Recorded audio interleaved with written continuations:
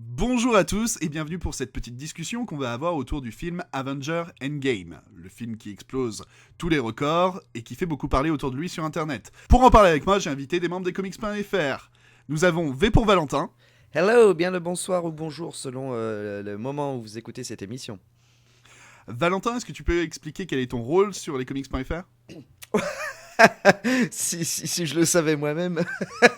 Il paraît que tu es feu vidéaste, Oui, vidéaste semi-retraité. c'est ça, c'est un peu délicat en ce moment, je suis plus très présent, mais je suis là par la pensée, par l'esprit, et ça Toujours se passe par le très bien. cœur. Voilà. Non, sinon, si je peux juste faire un petit lien avec le monde des comics en ce moment, et c'est ça qui me prend tout mon temps, d'où mon absence un peu de la sphère vidéo d'internet. Je suis en train de préparer un court métrage sur un super héros bien connu en Bretagne, puisqu'il s'agit de Foxboy. C'est donc un court métrage adapté de la bande dessinée de Laurent Lefebvre. Donc voilà, ça accapare 95% de mon temps en ce moment. Voilà. Et on peut vous dire qu'on a très hâte de voir ce que ça va donner. Ah oui. Et donc, Valentin, si tu devais avoir un film MCU préféré, ce serait lequel? Ce serait, ce serait Avengers. Déjà, on part sur quelque chose de pas mal. Ouais. Et sans doute, bonne question. En plus, j'ai fait mon top 5 il y a pas longtemps et je sais même plus ce que j'ai mis dedans. Euh, non, en fait, j'hésite entre le premier Avengers et Infinity War en fait, parce que ça a été deux grosses claques dans ma gueule et je dirais peut-être Infinity War, mais voilà, c'est au gré de mes humeurs. Et du coup, ton personnage préféré? Ah, ça, j'avais pas pensé. Sans doute Iron Man, j'imagine. Iron Man, Iron Man? il est bien, Iron Man, il est gentil, il est... Ah oui, comme toi, un homme à femme et qui boit beaucoup. Exactement, Exactement, tout à fait. exactement. Avec nous, on a aussi SN Parod, de la chaîne SN Parod, mais aussi des comics.fr. Bonsoir à toi SN. Bah hello à tous. Et du coup, présente-nous ton rôle sur les comics.fr. Et ben depuis quelques temps je fais des vidéos apparemment. Quand je pense à en faire et puis voilà, j'essaye aussi de faire deux trois petits trucs à côté mais rien n'est encore prêt. Voilà. Et tu participes aussi à un podcast. Oui, les GG comics mais là du coup c'était en dehors Oui, des mais bon, comics.fr, du c'est coup. une de tes activités malgré tout. On prend plaisir à t'écouter. Oui, c'est ça. Et je repasse mes chaussettes aussi des fois. C'est une de mes activités, C'est très voilà. important, toujours bien plié et dans le bon sens. Ah toujours. Et du coup, SN, toi, ton film préféré du MCU, ça serait? Et ben du coup, bah, vu qu'apparemment on peut tricher, en dire deux, je vais faire pareil. Et j'hésite pareil entre le premier Avengers et par contre Gardien de la Galaxie, le premier. Oh, ah oui, de James Gunn. Et perso préféré, du coup? Euh, Ah oui. Thor. Oh, Ah, c'est pas mal, bon choix, bon choix. choix très couillu, on dira. Très bien. Voilà. Et enfin, avec nous avons Prime Sinister, des comics.fr aussi. Quel est ton rôle sur le site? Salut à tous, bah alors moi je fais partie de la team rédaction, j'écris les articles d'avis sur les comics, les sorties comics, et je suis plus spécialisé encore dans les jeux de société, et les jeux de société sur les comics. Ce qui est assez limité parce qu'il y en a quand même pas tant que ça qui sont sortis jusque là, donc je fais surtout de la review de comics en ce moment.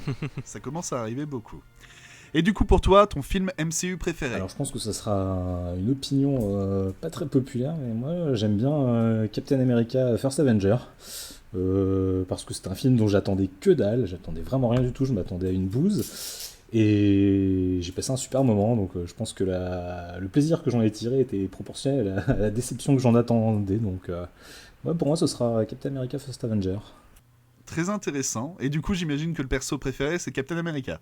Et non, je pense pas. Je pense que c'est Spider-Man parce que Spider-Man, quoi. Ah. Spider-Man, ça a bercé mon enfance avec les dessins animés. Je pense que c'est le personnage Marvel qui m'a fait rentrer dans les comics. Marvel, donc non, ce sera Spider-Man. Et puis avec son petit regard de petit chiot, il est tellement mimi. Ouais, non, il est mignon comme tout. Puis je trouve que Tom Holland, c'est un bon choix. Ils ont pris un Spider-Man qui est bien là. J'aimais beaucoup Tobey Maguire, j'aimais un peu moins Andrew Garfield, mais je trouve que Tom Holland, il est bien. Il y a bien ce côté jeuneau qu'on imagine chez Peter Parker. Hein. J'avoue aussi. Du coup, je vais vous mettre un défi très particulier, mes amis. C'est Ouais, non, Oui. non, attends 2 secondes. Par contre, Wolf, du coup, si tu poses des questions, toi aussi, Bah tu oui. dois y répondre. alors pour ma part, voilà, je m'appelle Wolf. C'est très dur de l'imaginer. Hein. Du coup, je suis vidéaste aussi sur lescomics.fr. Je fais des vidéos sur les comics, mais aussi sur ma chaîne des vidéos sur les cartoons. Et mon film préféré du MCU, évidemment, c'est Ant-Man. Comment ne pas adorer Oh. Ant-Man? Le vieux troll. Non, Bien joué, plus, sérieux, bien joué. plus sérieusement, c'est le Winter Soldier. Ouais, c'est pas mal aussi. Avec pas loin Ouais. le premier Gardien des Galaxies. Eh oui, ouais, eh oui. Winter Soldier. C'est quand même bien ma cam, ce petit côté infiltration et tout. Et je trouve qu'ils ont réussi à créer un petit duo Captain America et Scarlet Witch et Black Widow qui marchait plutôt bien. Merci mon petit SN. Ouais. Du coup, je vais vous proposer un petit challenge intéressant, messieurs. Lequel d'entre vous peut me résumer Infinity War en quelques lignes? Vraiment. 2 ou 3 lignes. Attention, je vais vous le faire en même moins de lignes que ça. Vous êtes prêts? Attention, 3, 2, 1. Oh J'aurais fait pareil. Ah, il est fort. Il est fort. J'avoue. Moi, je pensais à faire un truc genre Doctor Strange, il m'a dit de pas en parler. Mais Et alors en 240 caractères ou quelque chose dans le genre? Bon, ok, je me lance alors, puisque je vois que le Vas-y. silence est d'or.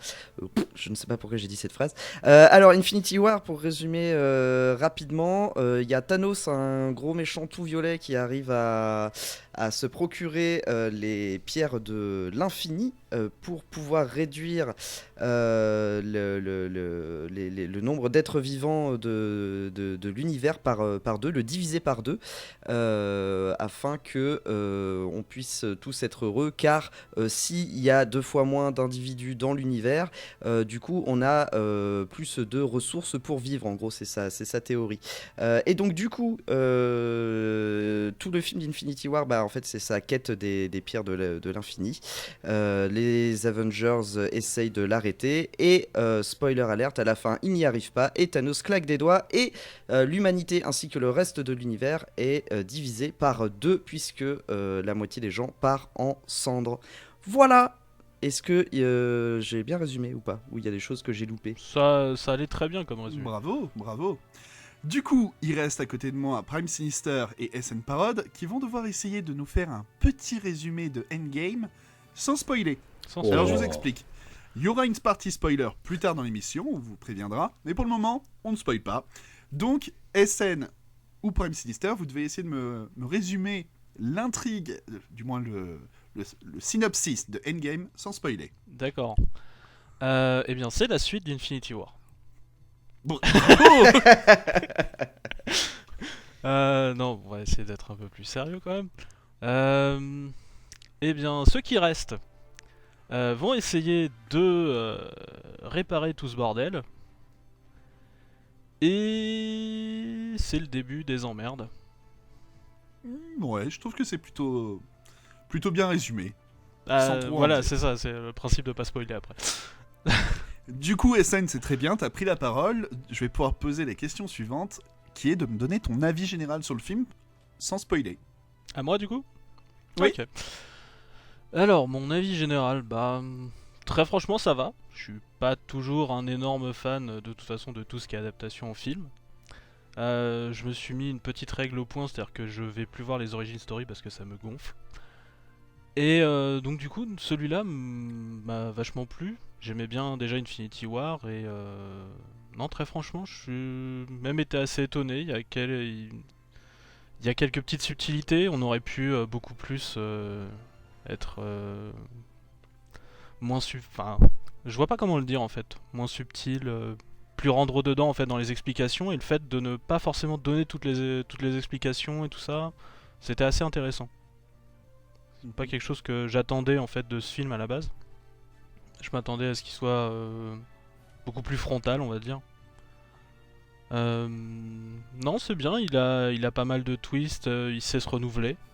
Non, très franchement, une bonne expérience pour moi. Voilà. Très bien. Du coup, Valentin.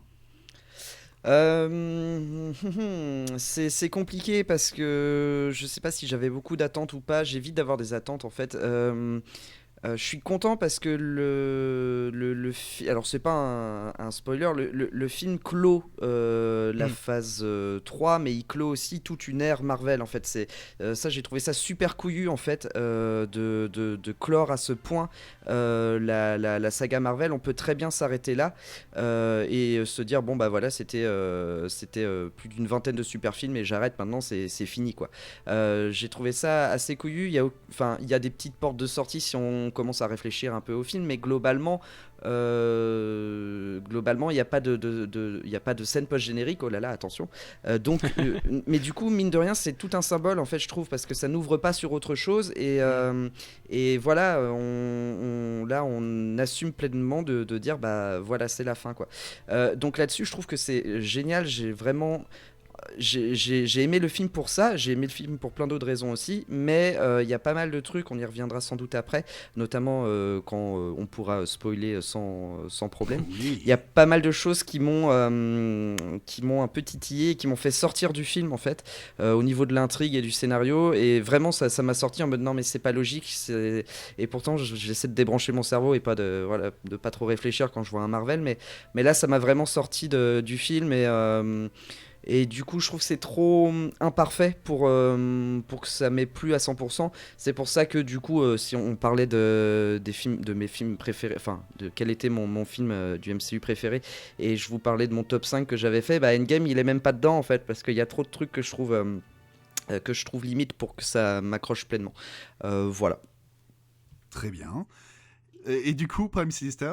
Ouais, moi j'ai bien aimé. Alors, contrairement à Valentin, j'ai aucun mal à poser mon cerveau quand je vais voir un film Marvel. Je pense que j'y vais un peu pour ça. Donc, bah, c'est vrai qu'il y a quelques incohérences sur lesquelles on reviendra, mais qui m'ont pas du tout empêché d'apprécier le film. Ça reste un super spectacle avec un casting de folie quand même. Ils sont quand même tous super bien et on sent qu'ils s'entendent vraiment, vraiment bien. Je pense même sur le plateau et ça fonctionne bien entre les acteurs. Donc, ça, c'est vraiment cool. On passe un bon moment. J'avais lu le comics Infinity Wars. J'étais un petit peu déçu au début des écarts qui sont pris par rapport. Enfin, des écarts, c'est même plus des écarts à ce niveau-là, c'est un fossé. Parce qu'il y a un personnage qui est principal dans le comics qui n'est pas dans les films, donc c'était obligé. Donc j'étais un peu déçu à ce niveau-là, mais c'est quand même relativement bien fait, c'est une super réinterprétation. Il y a seulement un truc qui me dérange, mais ça me dérange un peu dans tous les Marvel, c'est les petites touches d'humour. Quand je dis des petites, hein, c'est des grosses touches d'humour qui sont un peu trop fréquentes, qui viennent parfois casser le rythme et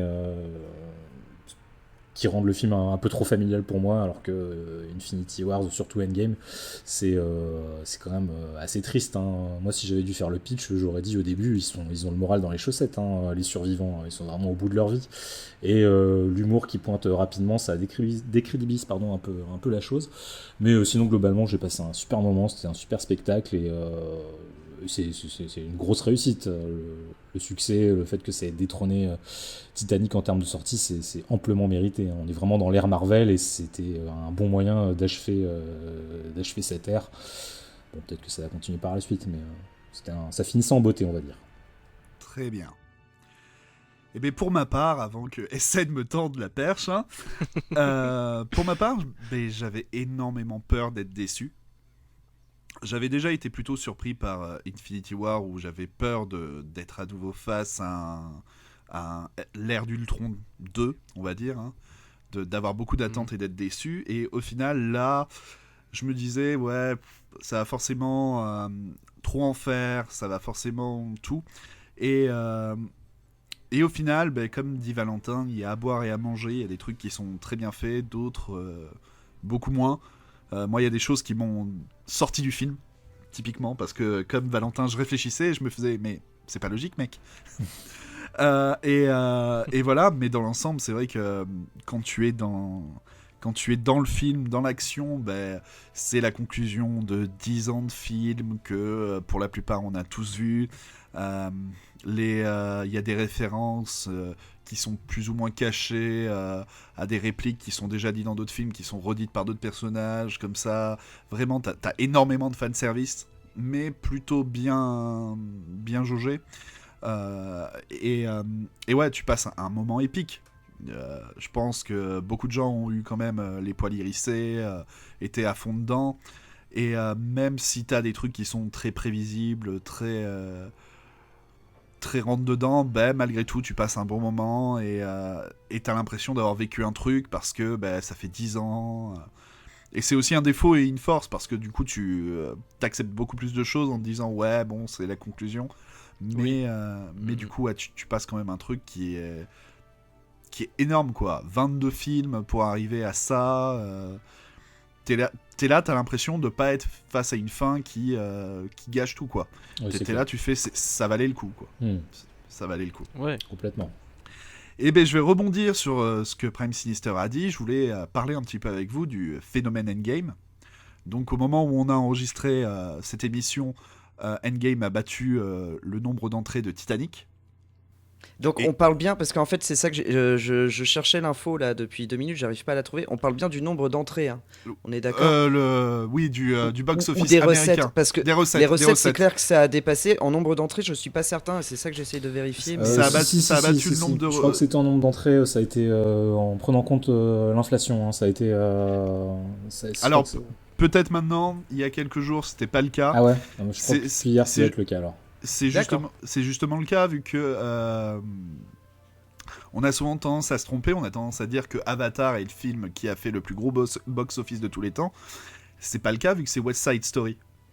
C'est pas West Side Story, c'est Autant on emporte le vent. Ah oui. Oui, exact.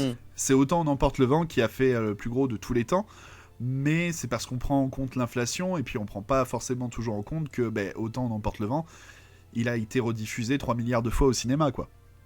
Il y a eu plein de festivals, de trucs dans le genre, de rétrospectives où il est rediffusé, et donc ça continue à faire augmenter, tandis que Titanic, il a eu droit à une ressortie, je crois, pour les 10 ans, quelque chose dans le genre, ou pour les Oui. 20 ans, je Ouais, ne sais pour pas. les 20 ans, je crois, ouais. Il est ressorti au cinéma. Avatar, il n'a pas forcément eu de vraies ressorties pour le moment. Et Avenger, là, on parle de 1 semaine et demie d'exploitation. Donc bon. Ouais, c'est quand même fou. Hein. Mais c'est vrai que c'est quand même une machine à cash énorme pour Disney. Et puis c'est un phénomène de société, parce que c'est vrai que il y a 1 semaine, les personnes ne parlaient que de 2 choses, c'était de Endgame et de Game of Thrones. C'est clair. Et donc du coup, quel est votre avis par rapport à ce phénomène, et est-ce que vous pensez que le phénomène va continuer dans le temps par rapport au reste du MCU? Hmm. Bah, déjà sur le fait qu'il dépasse Titanic, enfin je trouve ça assez logique en fait. Je veux dire, Titanic ça a été une espèce de prouesse à l'époque, mais c'est normal que ça se dépasse de plus en plus. Enfin, moi ça me semble parfaitement. Enfin, ça me semble pas. On est sur une saga qui a fait 12 millions de films avant ça, ça me semble normal que du coup il y ait plein de gens qui veuillent le voir. Mhm. Enfin voilà, moi je vois par exemple, je travaille en bibliothèque, c'est pas le truc le plus hype du monde, tu vois. Et pourtant j'ai des tonnes de collègues qui sont dans la quarantaine, qui viennent me voir. Bah alors tu l'as vu. Personne t'a dit qui? Qui? Mais oui, et faut s'imaginer qu'en plus, je pense que sur les personnes qui t'ont parlé et qui t'ont posé cette question, il doit y en avoir très peu qui, à l'époque d'Iron Man, étaient au cinéma en train de regarder Iron Man Oh 1. oui, c'est sûr, oui. Voilà, c'est vrai que c'est un truc où Iron Man 1, je sais même plus combien d'entrées il a fait, vraiment au cinéma, mais en comparaison, ça n'a fait que monter crescendo pour devenir un vrai raz-de-marée. Ouais, c'est ça, il suffit même que t'aies 2-3 personnages que t'aimes bien dans le tas. Juste 2-3, Ouais. bah tu vas aller le voir au cas où. Parce qu'ils sont tous là. Ah, ça c'est sûr. Mais est-ce que du coup on n'est pas arrivé un petit peu au sommet de la vague et après ça va être le creux? Ah, moi aussi, je pense que oui. Ah bah Ouais. c'est sûr qu'il va y avoir un C'est creux. obligé. C'est obligé. Après, voir si jamais derrière ils ont quelque chose pour refaire une seconde vague. En fait, je pense que le succès, il est très très travaillé. Hein. Comme tu le disais, Wolf, on a 22 films. La vague, elle a été quand même très très bien amorcée pour ce final splendide par le premier Avengers qui a vraiment fidélisé, je pense, une base de fans, même de gens qui n'étaient pas spécialement attirés par tout cet univers. On assiste quand même depuis presque même 10 ans à quand même une domination de Marvel et des films de super-héros en général au cinéma. Et ça me semble tout à fait logique que Endgame totalise autant d'entrées et autant de recettes parce que c'est un truc qui a été très travaillé.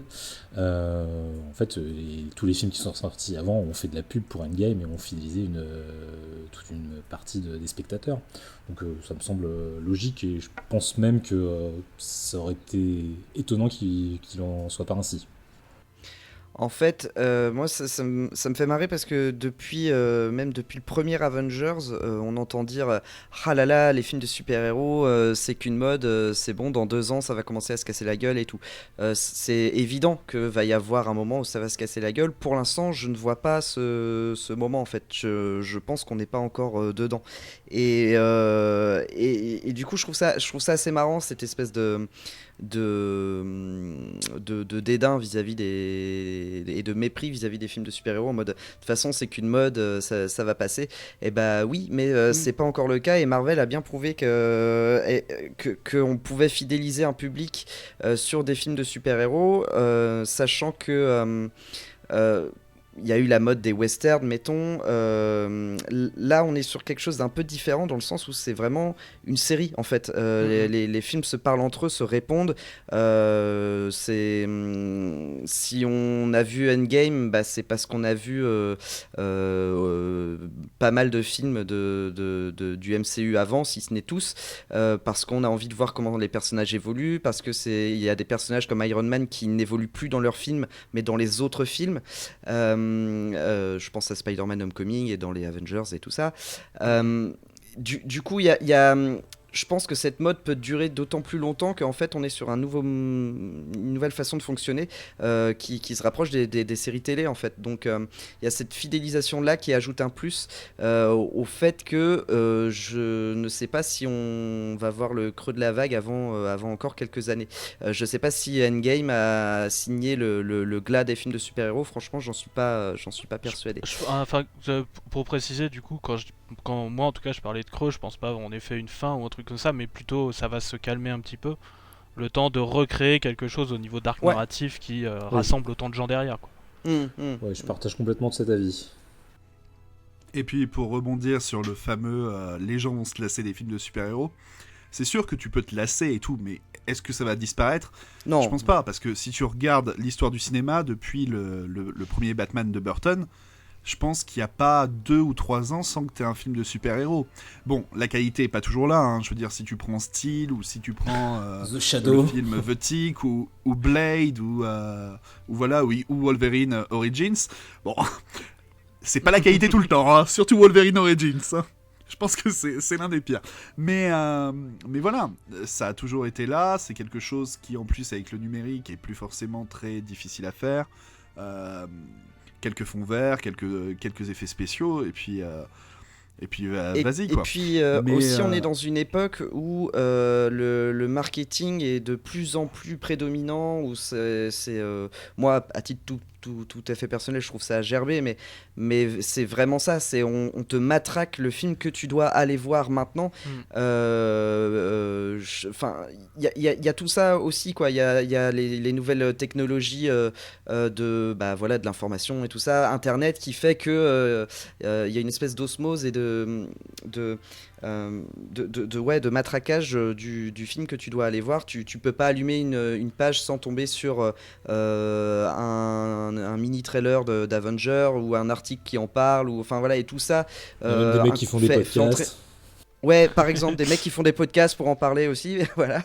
Donc tout ça participe à une intériorisation en fait du film que tu dois aller voir. Ah oui, bah tiens, je sais pas quoi faire en ce beau dimanche pluvieux, je vais aller voir. Tiens, on m'a parlé de ce film-là de super-héros. Tiens, c'est vrai que j'ai vu Iron Man. Qu'est-ce qui devient et tout. Je vais aller voir Avengers Endgame, quoi. Donc y a aussi, on vit dans une époque, chers amis, où où la mode peut peut-être être fait pour durer parce que les studios font en sorte de débourser tout leur pognon pour que ça dure en fait. Bah Voilà. oui, ils ont un C'est retour même, sur investissement assuré. Hein. Ouais. C'est même parfois prévu dans le film, enfin de faire des trucs pour faire du buzz ou tel truc. Enfin, c'est très travaillé pour que ça dure et tout. Ouais, des punchlines qui sont sûrs de voir ressortir Voilà. moins d'une semaine après en faisant des mèmes et tout, ouais, c'est clair. Mais même les scènes post-génériques, c'était quand même un coup de marketing de fou. Hein. C'était quand même assez brillant de la part de Marvel de faire ça parce que t'avais envie d'aller voir le film. Déjà, tu restais jusqu'au bout pour voir la scène post-générique et puis le film dont il parlait dans la scène post-générique, t'avais envie d'aller le voir quoi, parce que t'avais déjà eu un petit avant-goût et ça, c'était un super moyen de fidéliser, d'amener plus de monde. Non, c'était au niveau marketing, c'était une super idée de mettre la scène post-générique. Hein. Du coup, je vais vous proposer un petit jeu des pronostics. Est-ce que vous pensez que Endgame va battre Avatar ? Oh, je pense, ouais. Ouais. Je pense. On est aussi de plus en plus nombreux sur Terre, donc. Puis il y a le marché chinois aussi. Hein. Oui. Le marché chinois, ça va faire la différence. Hein. Ah oui. Tiens, d'ailleurs, pour la petite anecdote, donc à l'enregistrement de ce podcast, ça fait une semaine et demie ça fait un peu plus d'une semaine que le film est sorti au cinéma. Moi, dans le cinéma à côté de chez moi, il faut toujours réserver sa place pour être sûr d'avoir une place. Et en plus, il y a Endgame qui est toujours à l'écran, mais il y a aussi Captain Marvel qui est toujours encore à l'écran. Ce qui est assez dingue, parce que jusque-là, on n'avait toujours qu'un seul Marvel qui était plus ou moins à l'écran. Là, on en a deux qui se tournent quand même toujours en salle. Pour preuve que les deux ont toujours autant de public et rapportent quand même au bout de quelques mois d'exploitation. Anecdote un peu inutile, mais j'ai vu quelqu'un, en fait il y avait une projection dans le cinéma à côté de chez moi d'Infinity War suivi d'Endgame, les deux d'affilée, et en fait vu que le cinéma diffusait aussi Captain Marvel, il y a plusieurs personnes qui ont fait les trois d'affilée, qui se sont pris leur journée pour faire Captain Marvel, puis Infinity War, puis Endgame. Ces gens sont des tarés, voilà, je trouve ça ouf. Pas mal, pas mal. Très bien, du coup, si vous n'avez toujours pas vu Avenger Endgame, je pense que c'est le moment pour vous de nous laisser, de mettre en pause, de revenir après être allé tout de suite au cinéma là, et vous revenez dans 3h30 et quelques, et puis vous appuyez sur play, vous pouvez nous écouter pour bien spoiler comme des porcs, parce que de toute façon, même les frères Rousseau ont dit qu'à partir de maintenant, on avait le droit de spoiler. Donc bon, on va pas se gêner. Du coup, bienvenue dans la zone spoiler. Iron Man il meurt à la fin. Oh mon dieu. Et Batman, il lui arrive quoi? Batman, il a été au KFC. Ah bah, le poulet c'est bon, c'est vrai. Très bien, du coup, je vais demander à quelqu'un d'autre de me faire encore un résumé, mais cette fois, allez, Prime Sinister, tu vas me faire le résumé de Endgame avec des spoilers. Bah, vous avez 3h30 devant vous. Donc, effectivement, suite à la première partie d'Infinity Wars, la moitié de l'humanité, donc de l'univers, a disparu, dont bon nombre de super-héros et de membres des Avengers. Et on se retrouve avec une Black Widow et un Captain America qui sont totalement désemparés et très très déprimés, surtout Black Widow. Captain America, lui, a quand même pas trop décidé de lâcher l'affaire, hein, il est fidèle à lui-même. Et pile poil à ce moment-là se pointe Ant-Man qui sort, dont c'est pas trop d'ailleurs, hein, ça fait partie des choses qui sont quand même très très suggérées, hein. On s'en accommode facilement, mais bon, bref. Il sort de sa zone quantique, Ant-Man, et puis il dit écoutez les mecs, finalement je crois qu'il y a un moyen qu'on puisse voyager dans le temps. Je fais la version très courte. Et ben là il se disait banco, on y va, on va voyager dans le temps, on va retourner récupérer les pierres avant que Thanos puisse les avoir, et puis comme ça sera jamais arrivé. Bon, finalement ça va pas du tout se passer comme prévu, hein. Et je continue à spoiler ou on fait tout le film? Vas-y. Vas-y, mais n'hésite pas à accélérer. Hein. Ok, d'accord, quand même. Donc bref. On va pas prendre 7 heures non plus. Hein. Se monte une petite équipe pour récupérer chacune des 6 pierres de l'infini à différents moments du temps. Sauf que bien sûr, entre-temps, Thanos, donc du passé, avant qu'une équipe d'Avengers vienne du futur pour l'empêcher de faire ce qu'il doit faire, et il décide de se mêler de ça, de mener son plan quand même à bien dans le passé. Et puis ça va mener à une grosse baston finale, pensant que les Avengers pensent qu'ils ont réussi à récupérer toutes les pierres, mais Thanos remet la main sur le gant avec les pierres complètes, et là c'est la baston finale, la grosse baston pour qui va récupérer le gant en premier, pour soit revenir à l'état initial et récupérer la moitié de l'univers, ou Thanos pour mener à bien son plan qu'il n'aura pas encore mené. Voilà. Si, en fait, allez voir le film, c'est vachement mieux. Hein, voilà. C'est ça. Je te mets 6,5 sur 10. Façon, 6,5 sur 10, c'était. Il y avait des bonnes idées. Quand il y a des histoires de voyage dans le temps, c'est le bordel. Ouais, voilà. Du coup, on va reprendre. SN, quel est ton avis? Encore Cette fois, tu peux spoiler comme un porc. Ok, alors, très franchement, je m'attendais à ce que ce soit... Au contraire, au niveau des règles du voyage dans le temps, je l'ai trouvé assez intéressante parce que pour une fois, en fait, on n'était pas sur le principe de base, le temps se déroule en même temps. Ouais. Ce qui est un truc qui, à chaque fois, me fait sortir de tout et n'importe quoi. Non, au contraire, on est là et ils te disent, oui, mais non, on peut pas faire des paradoxes temporels. Si on peut faire des paradoxes temporels, c'est juste parce qu'on va avoir des pierres de l'infini. Et donc en fait, le truc a tout détruit et en même temps le truc qui sert, enfin je trouve ça, j'ai trouvé assez intéressant là-dessus. C'est là que je dis, quand je parlais de choses qui étaient finalement un peu plus subtiles que ce que ça avait l'air en fait. Mm-hmm. C'est... je l'ai trouvé beaucoup plus fin en fait, il explique pas forcément tout, mais en même temps si tu réfléchis en fait, il y a un peu de tout est expliqué en fait. Mais qui s'était pas servi sur un plateau. Ouais, je vois ce que tu veux dire. Enfin, voilà, c'est un truc qui m'a agréablement surpris parce que j'étais... Enfin, voilà, je suis pas forcément un très grand fan des films à la base et le fait de voir ça, en fait, c'est... Vraiment, ça me rend même beaucoup plus optimiste, en fait. Là, maintenant, je suis... allez-y, envoyez-moi les trucs, je suis ok.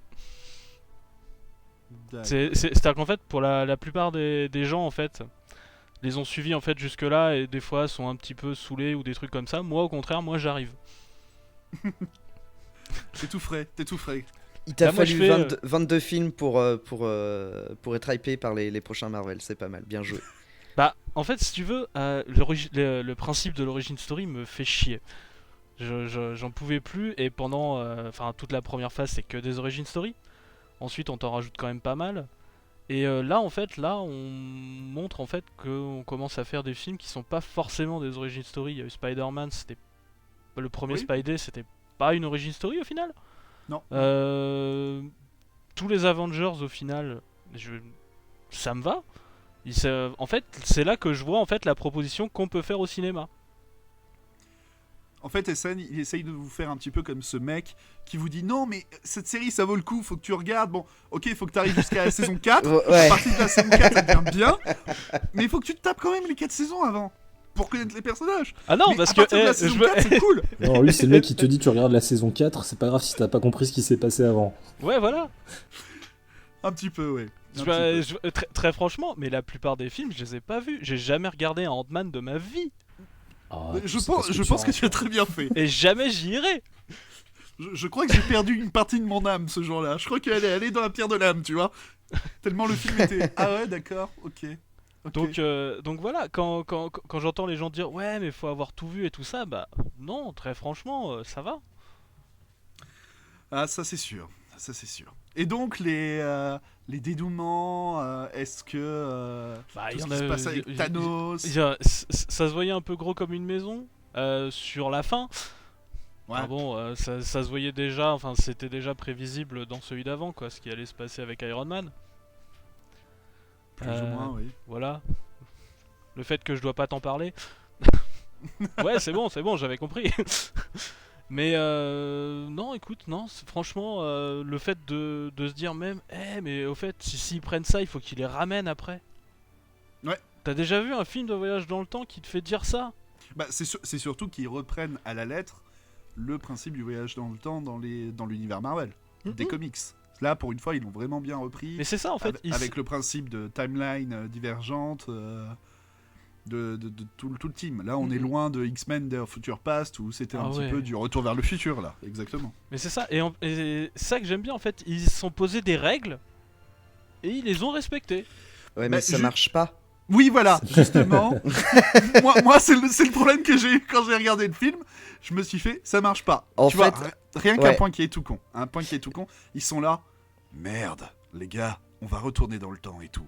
Mais on n'a pas beaucoup de chance pour pouvoir le faire. On a juste 2 essais par personne. T'es là, tu fais, non, tu remontes dans le temps, tu récupères les particules PIM de Hank Pym. Mais oui. À un moment Mais où c'est il est ce en qu'ils train vont d'en faire, du fatiguer. Ouais, mais tu vois, je veux dire, à aucun moment les mecs ils se disent simplement, bah non, on va récupérer d'autres particules de PIM et puis si on rate, bah On recommence. on réessaye, puis ça créera d'autres timelines et puis. Tant pis. Au-delà de ça, il y a des choses que j'ai pas, enfin, que j'ai vraiment pas compris arrivé à la fin du film, c'est que donc on t'explique comment le. Alors bon, moi étant moins familier de Marvel, j'ai un peu du mal avec les noms des personnages secondaires. C'est comment le grand ancien, c'est ça, qui a formé Doctor Strange là. L'ancien. Ouais, l'ancien. Ok. L'ancien qui nous explique bien gentiment que en fait on va créer d'autres timelines si on modifie le passé et tout, très bien. Mais voilà, donc Hulk il fait vous inquiétez pas, on va pas mettre en péril l'univers parce que une fois qu'on aura utilisé les pierres, on va les remettre à leur place à la fin une fois qu'on aura fait notre petite affaire. Donc je pars du principe que tout doit être à sa place, tout ce qui est un peu dérangé doit être remis à sa place pour que l'univers roule correctement. C'est pour ça que par exemple Captain America à la fin il remet les pierres en place et aussi le marteau de Thor Mjolnir qui il part avec les pierres de l'infini et le marteau de Thor, donc c'est qu'il remet tout à sa place, très bien. Par contre on est d'accord que Thanos lui il est mort une deuxième fois et qu'il n'est pas remis à sa place du tout, donc à quel moment tu décides qu'est-ce qui peut être remis à sa place et qu'est-ce qui peut ne pas l'être et pourquoi, enfin il y a des trucs trop bizarres en fait où je trouve que ça marche pas quoi, c'est mal respecté et c'est ça qui m'a fait sortir du film plusieurs fois et qui du coup me fait me dire que c'est un peu trop bancal pour que ce soit acceptable à mes yeux en fait, mais peut-être j'ai pas compris des trucs. Au contraire, il y a que les pierres de l'infini qui peuvent apparemment retirer les choses sans qu'il y ait un bordel. Or c'est avec les pierres de l'infini que Thanos s'est enlevé. Ouais. C'est un snap. D'accord. Mais pourquoi Thor il garde pas son marteau alors? C'est magique ça, aussi. Bah Ah, ça, la on sait pas trop ce qu'il fait Thor. Ok. Si, Captain America le ramène. Mais en fait, si tu veux, comme les pierres ont ramené. En fait, quand bon, bah, spoiler, un gros spoiler. Quand Iron Man claque des doigts, en fait, il fait simplement que tout ce qui ne devait pas se passer dans la timeline du film ne se passe pas. Donc en fait, le fait que Thanos ait voyagé dans le temps et tout, Thanos revient à son époque. Non, et donc, pour, en fait, non, pour moi, il est juste buté. Bah, il disparaît comme quand Thanos a claqué des doigts à la fin d'Infinity War, il disparaît en cendres pareil. Pour moi, il était ça. mort. Oui, mais enfin... si tu réfléchis, ceux qui disparaissent tous, c'est pas les méchants. Parce que par exemple, Gamora, elle disparaît elle aussi. Mais Non. c'est en fait. Ah si, elle disparaît. Bah non. Non. Elle s'en va, mais on sait pas où elle part. Ah bon? Pour moi, Ouais, j'avais vu qu'elle est. En fait, à la fin, t'as Peter Quill qui cherche où est C'est Gamora dans la galaxie et c'est là que Thor arrive en mode c'est qui le capitaine et tout ça. Ah Et d'accord, en fait, autant pour moi. Il essaie de retrouver Gamora là, Peter Quill. Moi, je l'avais vraiment vu comme le côté. On renvoie tous ceux qui sont qui n'avaient pas à être là. J'aurais dans trouvé ça dans leur plus époque. logique. Non, Voilà, c'est non, comme ça. c'était vraiment les types, ils sont venus nous faire chier. Non, là, fuck, tac, là, c'est la fin. Allez, tu te dégages, t'es mort. Voilà. T'es mort et ils sont tous morts. Vous êtes tous morts. Comme le dit Spider-Man, on passe en mode létal. Et là, Oh ça, mon Dieu. et là, par contre, ça m'avait fait bizarre. Ah oui, moi aussi, voir Spider-Man tuer des gens, même si c'est une race Ça extraterrestre. va, c'est des aliens, c'est bon, Non, mais c'est pas vraiment. Tuer des gens, je veux bien. Mais le fait qu'il l'assume en disant, Ouais. je donne un mordre, vas-y, je passe en mode létal. Et je blague dessus, t'es là, tu fais. Trop lol, je l'ai égorgé. Ouais. Mais non, moi, le problème que j'ai eu Il avec va mal tourner, il va finir en Punisher. le principe du voyage dans le temps, justement, c'est que si tu veux, il est expliqué, pas expliqué. Parce que quand Ant-Man arrive, il t'explique que j'ai passé tant de temps dans l'univers quantique et tout, et en fait ça a correspondu à 5 ans à vos 5 ans et tout. T'es là, tu fais, bon, ok, on essaye de te l'expliquer sans vraiment te l'expliquer. C'est d'ailleurs ça que je trouve un petit peu con, c'est que, à la rigueur, peut-être explique-le pas du tout. Le principe du voyage dans le temps, fait simplement dire à une personne intelligente comme Hulk ou autre chose, c'est trop compliqué, ayez confiance, et puis voilà. Fuck it's magic, ça marchera très bien. Et en fait, il t'explique ça, et puis en fait, quand tu réfléchis, il y a des moments où en fait, ils disparaissent, ils reviennent automatiquement, mais ils ont passé plein de temps, et parfois ça marche dans l'autre sens. Parfois, t'es là, tu te fais, mais comment ça se fait que si ça a duré aussi peu de temps et qu'il arrive pile poil au bon moment à ce moment-là, comment c'est possible ? Et ça marche pas forcément très très bien en fait quand t'essayes d'y réfléchir et que t'essayes de te faire toute une timeline en te disant bah attends, s'il a passé 5 ans, si eux ça a duré tant de temps. Et en fait bon, j'ai moi-même ma petite idée du pourquoi du comment, c'est parce que Hulk et Tony Stark ont construit la machine et ont fait des calculs et ont fait des trucs dans le genre, mais c'est jamais vraiment dit. Bah, t'as une scène où t'as Tony qui explique à Pepper qu'il a trouvé, qu'il a trouvé la solution. Mais on et t'a que, donné, voilà, on t'a donné une règle au début avec le fameux ouais j'ai passé tant de temps dans la zone, ça correspond à 5 ans chez vous. Et en fait après on ne dit pas non c'est plus du tout comme ça maintenant, on a réussi à faire que ça marche bien mieux ou autre chose. En fait si, mais le problème c'est que c'est un truc qui est beaucoup utilisé dans les histoires de voyage dans le temps. En fait il parle en fait de ruban de Mobius en fait. Bah oui. Tu vois, c'est généralement c'est le techno blabla pour dire maintenant c'est bon, je le maîtrise. Ouais, mais là tu sens qu'il y a eu peut-être un petit truc tu vois qui a été coupé, où en fait ils voulaient peut-être un peu expliquer. Ouais, clairement, oui. Ça va être chiant, coupe, allez. Ok. Tu coupes. Ça risque d'être chiant. Mais de là à dire que c'est un problème...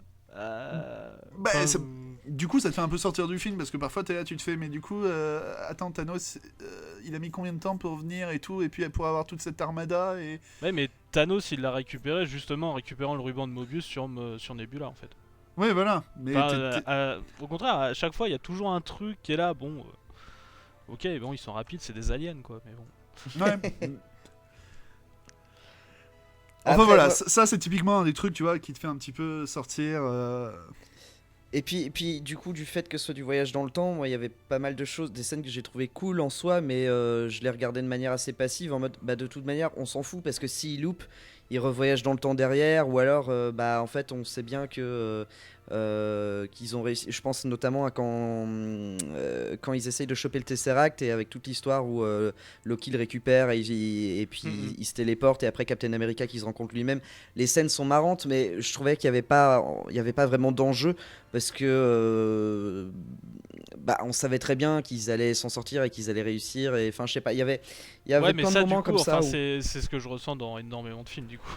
Oui bah en fait il y a pas d'enjeu dès le départ quoi, tu te doutes bien qu'ils vont y arriver donc Je l'ai plus ressenti là que dans Infinity War par exemple où pour le coup je savais que potentiellement tout pouvait arriver parce que bah il y avait Endgame derrière et qui préparait quelque chose et voilà. Et pour moi même j'ai été bien plus choqué entre guillemets par le coup de poignard que met Thanos à Iron Man dans Infinity War que quand Iron Man claque des doigts à la fin d'Endgame. Moi j'ai vraiment cru en fait qu'il allait crever, enfin au moment où j'ai vu la scène dans Infinity War et qu'il se fait poignarder, je fais ah putain ça y est il est mort quoi. J'étais vraiment vraiment à fond dans mon siège en me disant oh putain ça y est, et tandis que là bon à la fin d'Endgame il claque des doigts, le nombre de personnes qui m'a dit ah là là j'ai pleuré à la fin et tout, oh bah dis donc moi j'ai tendance à être un peu émotif devant les films mais là enfin ça m'a moins apporté d'émotion que son coup de poignard dans Infinity War. Il y a plein de moments en fait qui ont été désamorcés pour différentes raisons qui font que j'ai beaucoup moins accroché à Endgame qu'à Infinity War en fait. Ouais mais ça c'est aussi dû à la structure des films vu que du coup moi je prends ça comme un gros épisode en 2 parties d'une série en fait. C'est ce que c'est. Et bah du coup en fait tout ce qui était dans Infinity War c'était vraiment le côté où justement les héros en prennent plein la gueule. Donc c'est généralement le moment où tout peut se passer. On est encore dans l'élément de la complication, tout ça. Tandis qu'au contraire là on va vers la résolution, on sait qu'on va arriver vers quelque chose qui est beaucoup plus marketé, on va plus vers une happy end. Moi, je suis pas loin de penser. Je vais faire un parallèle un peu obscur, mais je suis pas loin de considérer Infinity War et Endgame comme la série Death Note, où en fait ils avaient fait de la série animée, ils avaient fait 3 saisons. À la fin de la 2, il se passait un événement où je vais pas spoiler ça parce que il y a peut-être des gens qui veulent voir ça, mais on perdait un un personnage, voilà, un des persos principaux, et il y avait l'autre personnage qui restait. Et en fait, il y a une 3e saison pour conclure ça, pour conclure le sort de ce personnage-là. Mais la série pouvait très bien s'arrêter à la fin de la saison 2. Et moi, je trouve qu'avec Infinity War et Endgame, on peut aussi en quelque sorte choisir sa fin, parce que mine de rien, Infinity War t'offre une conclusion bien sombre, mais une conclusion quand même au fait que en fin de compte ils ont pas réussi, et il y a plus grand chose à faire, quoi. Et dans Endgame on t'explique mais en fait si, on peut voyager dans le temps. Bon, d'accord, très bien, ok, effectivement je veux voir une happy end, donc je vais regarder Endgame, quoi. Donc voilà, après chacun se fait sa popote, hein, voilà. Et du coup, en ce qui concerne les fins, la fin, les multiples fins, vu qu'Endgame est un film qui a un petit peu du mal à se terminer, je trouve. C'est pas encore le Seigneur des Anneaux quand même. Oui, voilà. Mais ouais, je. Qu'est-ce que vous en avez pensé de ces fins, des morts, des passations de pouvoir, entre guillemets Bon, c'était largement dispensable, mais c'est pas très gênant dans le rythme du film. Bon, tout le passage à la fin, à l'enterrement de Tony Stark, ça j'ai trouvé que c'était vraiment pas terrible. Honnêtement. Tu veux dire quand tout le monde est revenu pour toucher son chèque? Attends, en plus ils étaient même pas tous là en même temps, tu sais, ils ont bien par groupe à la fin des films. Oui, bien en décalé. Hein. L'équipe Captain Marvel, on se met à gauche, allez, on sourit, tac, c'est bon, hop, allez à la fin de... On est même allé chercher le petit gamin d'Iron Man 3. Hein. Ah oui, alors ça pareil, c'est celui-là, tu t'arrives, c'est qui ce mec? Il est là. C'est qui celui-là? Oui, il a fallu que je lise un article pour savoir. Exactement. Ok, ça j'avais pas, ça putain. Okay. Voilà, c'était le gamin d'Iron Man 3. Ouais, donc cette scène-là, je pense qu'elle a été clairement de trop. De même, la passation de pouvoir entre Captain America et Sam. Le Faucon. Et le Faucon, ouais, merci. Et le Faucon. Ouais, moi j'ai bien aimé ça. Moi j'ai trouvé ça mortel, hein. La fin, j'ai trouvé ça mortel. Comme je disais, c'est une fin en fait, ils ont vraiment conclu le truc, donc c'est plutôt bien joué. Ouais, non, moi tu vois, c'est là pour le coup, je me suis dit, attends, mais s'il est resté dans le passé, Captain America, comment ça se passe là? Parce que ça fait aussi un truc qui était pas passé comme ça, qui s'est pas passé comme ça, aurait dû se passer. Moi, tu vois, c'est là où je me suis posé des questions. Si ça se trouve, ça s'est passé comme ça pendant tout le temps, et puis il était caché. Oui. Il était caché tout le temps parce qu'il savait comment ça allait se passer, ou alors il était dans une dimension parallèle, ça c'est pareil. Les frères Rousseau ont répondu. Vu que j'ai un petit peu travaillé cette émission, oui. on pourrait pas, on pourrait pas croire complètement que à l'arrache. Les frères Rousseau ont répondu. Ils ont dit non. Le fameux mari dont parle, merde, j'ai perdu son nom. Peggy. Le fameux mari dont parle Peggy, ce n'était pas Steve, c'était bien Kermit. quelqu'un d'autre. C'était bien quel. Oh mon dieu. Très drôle. Ah oui, c'est Kermit. Je suis désolé. Peggy la cochonne, oui, pour ceux qui ne l'ont pas. Hein. Donc voilà, non, c'était pas Steve. Steve a bien passé en fait toute sa vie dans une dimension parallèle, puis est revenu dans notre dimension qui était la sienne pour finir ses jours. Et il me semble que les scénaristes ont donné une réponse inverse aux frères Russo. C'est fortement possible. Ce qui prouve à quel point c'est le bordel même chez eux, quoi. Ah bah oui, vu que de toute façon ils te disent que ils avaient écrit plus d'une dizaine de fins différentes, que chaque acteur n'avait pas la même fin dans ses scripts, exprès pour que pour éviter les fuites, et qu'en fait il y avait qu'une seule personne qui avait l'intégralité du script, c'était Robert Downey Jr. Wow. C'était Robert Downey Jr. Voilà, qui avait tout le script de tout.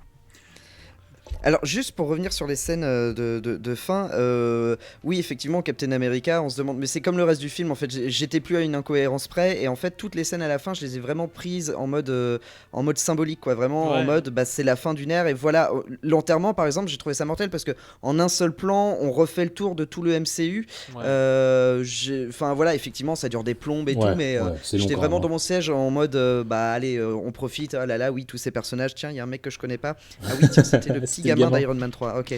Bref, mais donc j'ai trouvé ça plutôt cool. Ça aurait été, moi je trouve pour le coup con de pas le faire parce que voilà, c'était encore une fois, c'est la fin d'une ère et c'est ça, bien de ouais. revenir un peu C'est ça, sur au ce qui contraire, s'est ouais, passé. c'est un marqueur. Captain America qui fait la passation au Faucon, moi j'ai vraiment trouvé ça mortel parce que il fait la passation donc bien il donne son bouclier au Faucon et pas à Bucky. Je trouve le symbole C'est ça. vraiment fort Et, et et puis avec c'est la chouette. cœur de Bucky. Oui, voilà, ouais, exactement. Et puis ça fait plaisir pour le coup. Autant Iron Man, il s'est sacrifié en bon super-héros qu'il est. Autant ça fait plaisir aussi de voir l'autre côté de la pièce où Captain America a pu avoir son happy end et après s'être bien battu, il a pu se reposer et avoir une bonne vie d'Américain moyen, pépère, avec sa meuf, quoi. Donc moi, pour le coup, ça m'a beaucoup plu, ça m'a même un peu touché, donc j'ai trouvé ça plutôt chouette. Ouais, il y a juste éventuellement le dernier plan, je l'aurais pas fait. Tu vois Où il danse avec sa nana, c'est ouais, ça? voilà, ouais, tu sais, c'est genre, je vous raconte pas. Et tu vois, là en fait, je l'aurais pas montré, du coup, j'aurais embrayé sur la musique avec lui qui regarde dans le vague et pas générique. Mm. Parce que du coup, Ouais. le je vous montre pas pour avoir juste un mini truc, ah non. Ouais, je suis assez d'accord. Mm. Euh, Ou alors de le voir danser, mais qu'on voit pas sa nana, puisque ce qu'il dit au faucon, c'est vraiment Ah oui, mais, bah non, je le garde pour moi. Ouais, ouais, Voilà, c'est mon histoire et voilà quoi. Donc bon. Et sinon, le point le plus important du film, je veux qu'on en parle maintenant, Captain Marvel. Ah. Captain Marvel qui nous a été vendu comme le personnage le plus puissant du MCU, que tout le monde prétendait qu'elle allait être le game changer pour Endgame. Qu'avez-vous pensé de Captain Marvel? Si, Pour le coup, je c'est suis plutôt le d'accord. cas. Hein, Ouais, c'est vraiment le plutôt personnage cas. le plus puissant du MCU. Oui. Hein, vu que, Oui, elle change la par donne contre, aussi. Par contre, on s'en bat un peu Enfin, elle est pas bah. traitée. Elle arrive en Deus Ex Machina, quoi. Enfin, j'arrive pour résoudre la situation. J'ai à peine quelques répliques et c'est marre. Et on la voit pas de tout le film. Enfin, Bah. elle est pas bien exploitée du tout. Ouais. Peut-être Ouais. justement parce qu'elle est trop forte, je sais pas. Elle est pas très Ouais, je pense. charismatique aussi, hein. Faut quand même reconnaître que. Mais en même temps, je crois qu'elle a tourné ça avant de tourner Captain Marvel en fait. Tout à fait. Ah ouais, Exactement. ah la vache. Ouais. Oui. Ah ouais. Donc Ouais. c'est pour ça, elle est pas encore. Elle était pas ambiancée. Voilà. La chronologie, c'est... Elle a tourné ça avant de tourner Captain Marvel quelques mois plus tard, et Ant-Man et la Guêpe ont été tournés exactement en même temps que Endgame. Ah, Bah, comme quoi. Hein. carrément. Ouais. Ouais. Ah, j'ai fait mon boulot. Ah, hein. j'avoue. Ouais. Ah, bah oui. J'applaudis. Bon, oui, donc c'est vrai que Captain Marvel sert pas beaucoup, et ce qui est un petit peu con, surtout au moment du voyage dans le temps, parce que bon, tu te dis, c'est quand même le truc qui peut ramener 50% de la population dans l'univers. Ça la concerne elle aussi, quoi. Parce qu'elle arrête pas de dire que c'est parce qu'elle a du boulot à faire dans le reste de la galaxie, mais là, du coup, c'était quand même un truc Bah, un en petit même peu temps, important. je pense que du coup, c'est que quand ils ont eu le truc et l'idée, c'est qu'elle était pas joignable. Oui, bah, il y a peut-être un peu de ça et tout. Mais bon, c'est vrai que c'est quand même un des trucs qui est un petit peu maltraité dans le film. Globalement, elle a juste servi à ramener Tony Stark qui était paumé dans l'espace et c'est tout. Hein. Oui, et puis à zigouiller le gros vaisseau à la fin qui tire sur Ah tout oui, le c'est monde, vrai. parce que, Voilà. voilà. Bah, ça lui a permis d'avoir un peu d'apparence, mais en même temps, Le temps d'écran. voilà, c'est ça, c'est le film qui est censé clore en fait tout le truc qui était avant. Elle vient juste d'arriver, ça me semble logique de pas lui donner hyper de temps d'écran. Bah, justement, tu vois, c'est le truc où je rejoins un petit peu les gens qui disent Infinity War meilleur à Endgame. C'est que Infinity War, un des trucs que j'avais beaucoup aimé en le voyant, c'est que j'étais là. Bon, ok, Tony Stark, bon, c'est Robert Downey Jr., ça on sait. C'est un peu la star, c'est celui qui est le plus payé. Mais je trouvais que le temps d'écran était plutôt quand même pas trop mal géré entre plusieurs personnages et tout. Et là, j'ai trouvé à la fin, au moment où ils te font revenir tous les autres personnages, t'es là, tu fais, allez, Rodin, donc Hawkeye, tu dégages, il faut un petit peu de temps d'écran pour Black Panther, il faut un peu de temps d'écran pour Spider-Man, et t'es là, tu fais, oula, ça devient le bazar. Ça Ouais, devient mais un c'est peu mal normal, c'est géré, parce là. qu'ils reviennent tous, donc bon, forcément, faut ils en ont pas eu pendant tout le film. Au contraire, j'ai trouvé qu'Hawkeye, il en avait eu pas mal de temps d'écran, c'était cool. Ah oui, oui. Moi, bah, j'étais à fond. Ah ouais, je pense que Hawkeye, c'est vraiment, Et- c'est vraiment et le film d'ailleurs- qui lui rend le mieux d'ailleurs, hommage. Le combat de sacrifice, j'ai adoré. C'est Ah, comme moi, j'ai ça. détesté. Ah, moi non plus, j'ai pas aimé, j'ai trouvé ça ridicule, j'ai trouvé ça trop long. Quoi. Ouais. Au bout de Ouais, la cinquième Pareil. fois Mais où... du coup, ça m'intéresse de Ah ouais, savoir non. pourquoi t'as aimé. Bah, en fait, moi, je trouve que c'est tellement héroïque en fait. C'est tellement ce que j'imagine, ce que fait un archétype de super-héros. Qu'est-ce qu'on fait? On doit montrer qu'on est supérieur, on est plus héroïque que l'autre. C'est un combat de sacrifice. Ouais, mais on avait compris les 2 premières fois, quoi. Les 2 premières tentatives, non, c'est moi, non, c'est moi, non, c'est moi, c'était bon. Au bout de la 6ème, tu fais, ouais, c'est Oui, bon. voilà, on a compris. oui, c'est vrai Ouais, que c'était ok, un peu long. peut-être un peu long, mais dans l'idée, j'adore. Oui, dans Au l'idée, je bout suis d'un d'accord. moment, juste dans la discussion, il n'y a pas photo. Ok, il a sa famille et tout. Si jamais ils arrivent à. Enfin voilà, Black Widow, elle a personne. Enfin, c'était en fait. Même au début de leur discussion, il y a pas photo. Tu sais qui doit se sacrifier en fait. Et au-delà de ça, j'ai trouvé ça un peu con qu'ils y aient pas pensé avant, sachant que ils avaient de gros indices sur ce qu'il fallait faire pour avoir la pierre, puisque il me semble que Nebula le dit clairement. Là, moi, du coup, c'est plutôt sur les autres personnages que j'en veux de pas avoir expliqué de base. Oui, enfin, voilà, Ceux oui. qui savaient de pas avoir expliqué, c'est Oui, eux que voilà. je trouve con, par contre, là. Pour le coup. Mais enfin bref, et oui, complètement, je suis complètement d'accord. Et Ouais. après, tu vois peut-être ça d'un point de vue extérieur. Du point de vue interne de héros, c'est obligé, c'est toi qui te sacrifies. Non, mais faut le voir. Faut le voir surtout, mais Hawkeye était devenu très dark. Il veut Ouais. pas revenir Mais après ouais. sa famille, après avoir tué autant de personnes et avoir autant sombré dans le côté Punisher. Hein. Voilà, faut Voilà, le dire. ça, et C'est puis, devenu le Punisher. Black Et il Widow, doit pas revenir avec. Black Widow, c'est un peu devenu l'âme dans leur truc de survivant là pendant ces 5 ans qu'on n'a pas trop vu. Apparemment, c'est elle qui a fait tourner la boutique.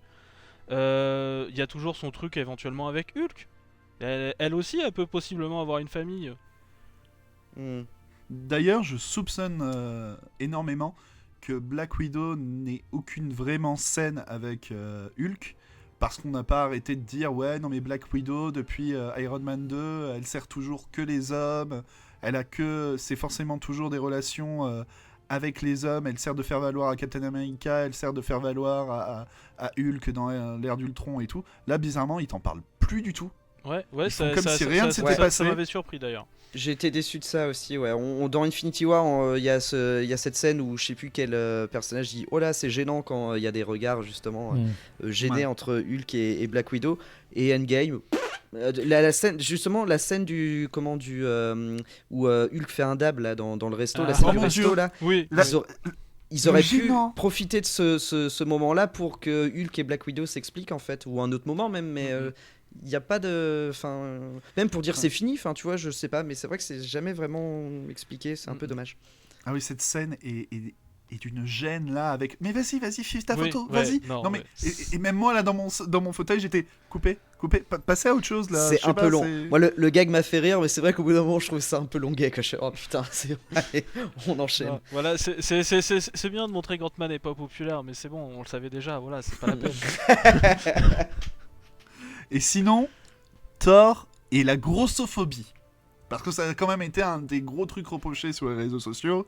C'est Thor et le côté Thor qui devient donc gros et qui ressemble à The Bosky. Duke, ouais. Et donc on a dit que le film était grossophobe. Qu'est-ce que vous en pensez? Ouais, je suis pas Au du tout contraire. d'accord. Ouais, je suis pas du tout d'accord.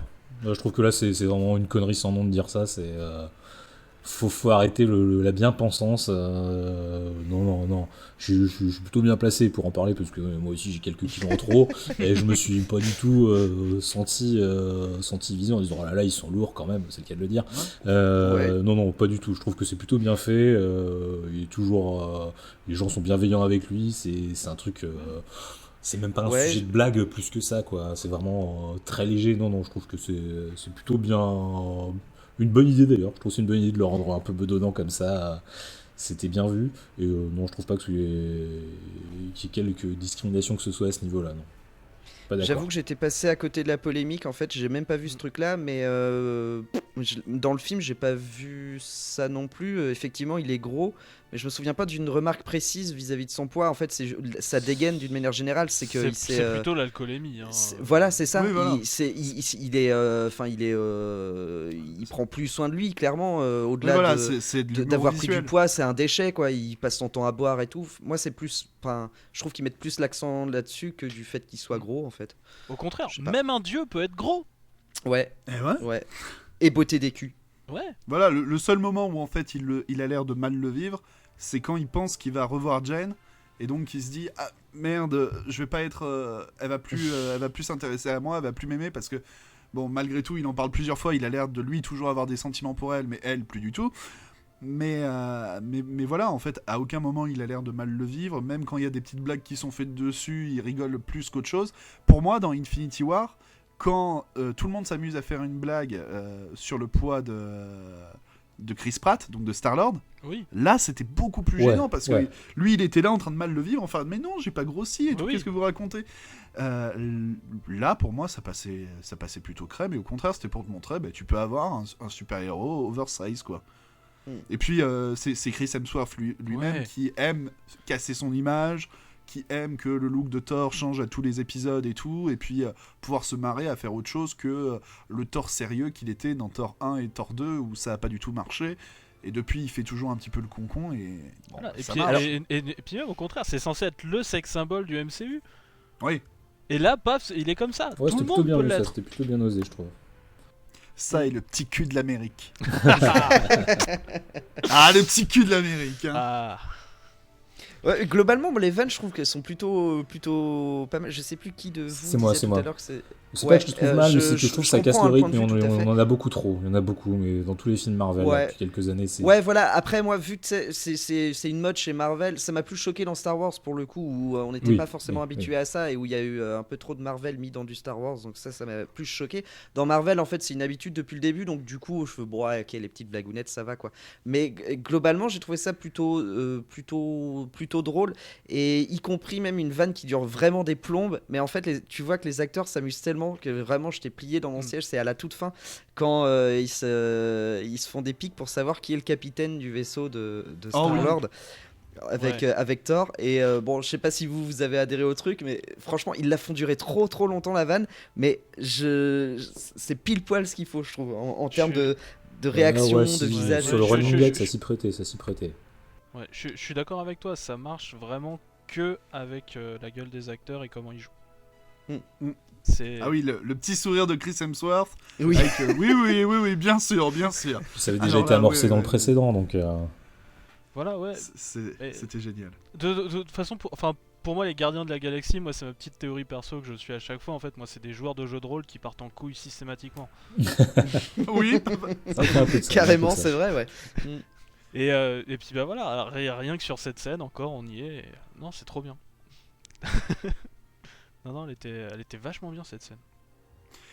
mais j'avoue que pour ma part, tu vois, la fin du film et même le combat final, c'est un des moments où j'ai trouvé qu'il y avait un peu trop de fanservice, que c'était un petit peu... voilà. Rien que le fait que Captain America ramasse un Mjolnir et combatte avec, t'es là, tu fais, bon, ok, ouais, ça a déjà été fait et tout.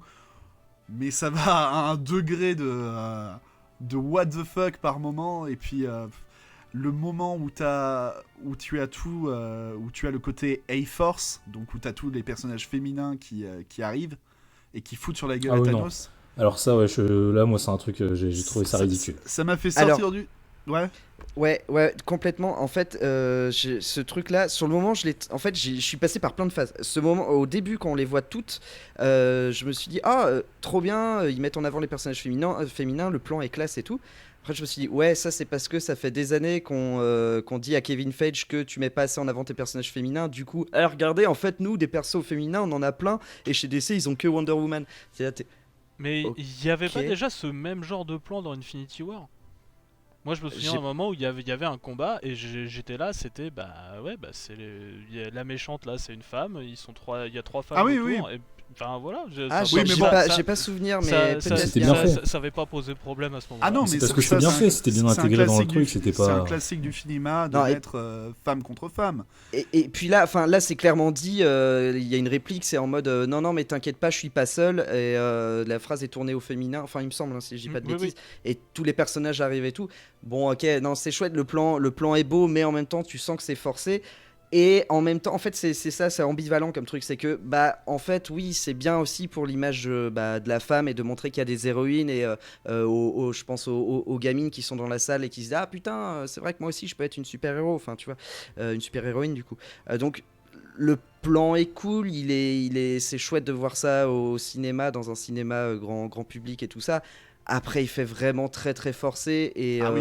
c'est mis à la truelle que. Enfin, vraiment, c'est bourrin quoi. Ça aurait pu être un peu plus subtil. Bon. Et Enfin, après, voilà. t'as le souci que t'as. Donc, déjà, oui, ça fait too much, mais après, t'as le souci qui est très récurrent sur les films Marvel, c'est l'échelle des puissances. Parce que quand elles arrivent, même Pepper, elle te lui fout une de ses poutrées, juste en tirant avec son armure. Et t'es là, tu fais l'armure d'Iron Man faisait pas autant mal. et t'es là, c'est comme Steve Rogers quand il se bat contre lui et qu'il lui met des patates. Et que t'es là, tu lui fais waouh, ça lui fait presque aussi mal que les patates de Hulk. T'es là, tu fais pourtant, normalement, on nous a montré dans les autres films que Hulk, quand il met une patate à un espèce de vaisseau Shitori, il le sèche sur place, tandis que Captain America, quand même, pas trop. Donc ouais, d'un film à l'autre, l'échelle des puissances, elle est vachement très variable, Ouais, et même mais d'une séquence à l'autre. En même temps, ils ont leur petit gimmick qui fait que, bah ouais, mais dans l'autre, il avait des pierres. Ouais, bon. Tu vois. Oui, voilà. Tandis que là, techniquement, il y en a aucune. Enfin, on peut toujours, si on veut chipoter, on peut toujours réussir, si tu veux. Oui, et puis l'armure de Pepot, elle a été créée après celle d'Iron Man Infinity War, hein, donc il a mis plus de puissance dedans. Hein. Ouais, mais là, après, du coup, Iron Man, il a fait aussi ça sur la sienne, donc là, ça... Mais non, on va dire que non, hein, parce Ouais, que voilà. ça nous arrange. Du coup, messieurs, une question. Est-ce que vous avez d'autres choses par Euh, rapport à vos avis à soulever, ou est-ce qu'on enchaîne sur la partie suivante? Moi, je voulais juste, du coup, t'avais parlé vite fait de Cap avec Ouais. Mjolnir aussi, on en a pas Ah parlé. oui. Et alors moi, j'aime beaucoup. J'ai beaucoup aimé. Il y a juste le fait, mais il le maîtrise, mais super. Enfin, qui puisse utiliser le Mjolnir, il y a pas de souci et tout ça. Même à la limite, l'envoyer le récupérer, bon, c'est comme son bouclier, ok. Moi, c'est le fait qu'il utilise le tonnerre. Là, oui, là, je suis j'ai été un d'accord. poil, ok. Ça m'a fait pareil. T'es là, tu fais. C'est cool, mais... C'était un peu rapide. Ouais. T'es quand même supposé être le dieu du tonnerre. Il y a que toi qui le maîtrise, pas Captain America, quoi. Enfin. Juste sur ce plan-là, si je peux rajouter un truc, c'est en termes de pure mise en scène, il y a deux moments il y a plusieurs moments qui m'ont fait ça, mais il y en a deux que je retiens. C'est des moments où on t'amène un truc épique qui est mal préparé, je trouve. Typiquement pour le marteau, en fait, la scène, j'ai vu qu'une seule fois le film. Il faudrait peut-être que je le revoie. Je me suis peut-être endormi, je sais pas, mais. C'est donc il y a Thanos qui est en train d'empaler Thor avec Stormbreaker. Ils sont en mode tiens, je vais t'enfoncer le marteau dans l'abdomen, et puis Thor qui résiste. Et là, le marteau se lève. Et pour moi, en fait, j'ai pas compris. En fait, c'est typiquement la scène où oh là là, pourquoi le marteau il se lève? Oh non, mon dieu, j'ai compris. Et tu comprends avant que ça arrive. Oh, c'est Captain America. Et puis là, tu vois le plan de Captain America. T'es ouais, c'est trop bien. Sauf qu'en fait, au moment où le marteau se lève, j'étais persuadé que c'était Thor en fait qui le récupérait. Moi Et aussi, donc je pensais du que coup, c'était Thor. comme Captain America, en fait, il le récupère mais de manière beaucoup trop rapide après. Et donc j'étais vraiment en mode ah oui, ah ok, c'est lui. Ah d'accord, j'avais pas. Ok, bon bah vas-y, utilise ton marteau alors. Et c'est ça. Enfin, j'ai pas senti le moment assez épique comme il voulait le donner. Ça m'a fait penser un peu à Infinity War où quand Thor arrive au Wakanda à la fin, moi j'étais fou et pourtant je suis pas fan du personnage de Thor, mais la scène est tellement bien fichue et t'es tellement content de son arrivée que putain, tu jubiles quoi. Là, j'ai trouvé ça mal préparé. Ça m'a pas fait l'effet. Je pense qu'il voulait que que les réalisateurs voulaient que ça me fasse. Après, voilà, c'est personnel. Hein, sans doute, tout le monde n'a pas dû réagir comme ça, mais voilà. Et l'autre moment, c'est le Avengers Assemble. Où putain, c'est la guerre quoi. C'est tout le monde est réuni derrière toi, Captain America. Tu cries bordel. Allez, on y va, Avengers Assemble et bim et voilà. Et là, c'est à peine chuchoté. Ouais, c'est ça. C'est même pas les. Peut-être éventuellement les deux derrière ils l'ont entendu, mais sinon. C'est voilà, et du coup, bah t'es en mode ouais, bah merde, ça fait 22 films qu'on attend un Avengers Assemble.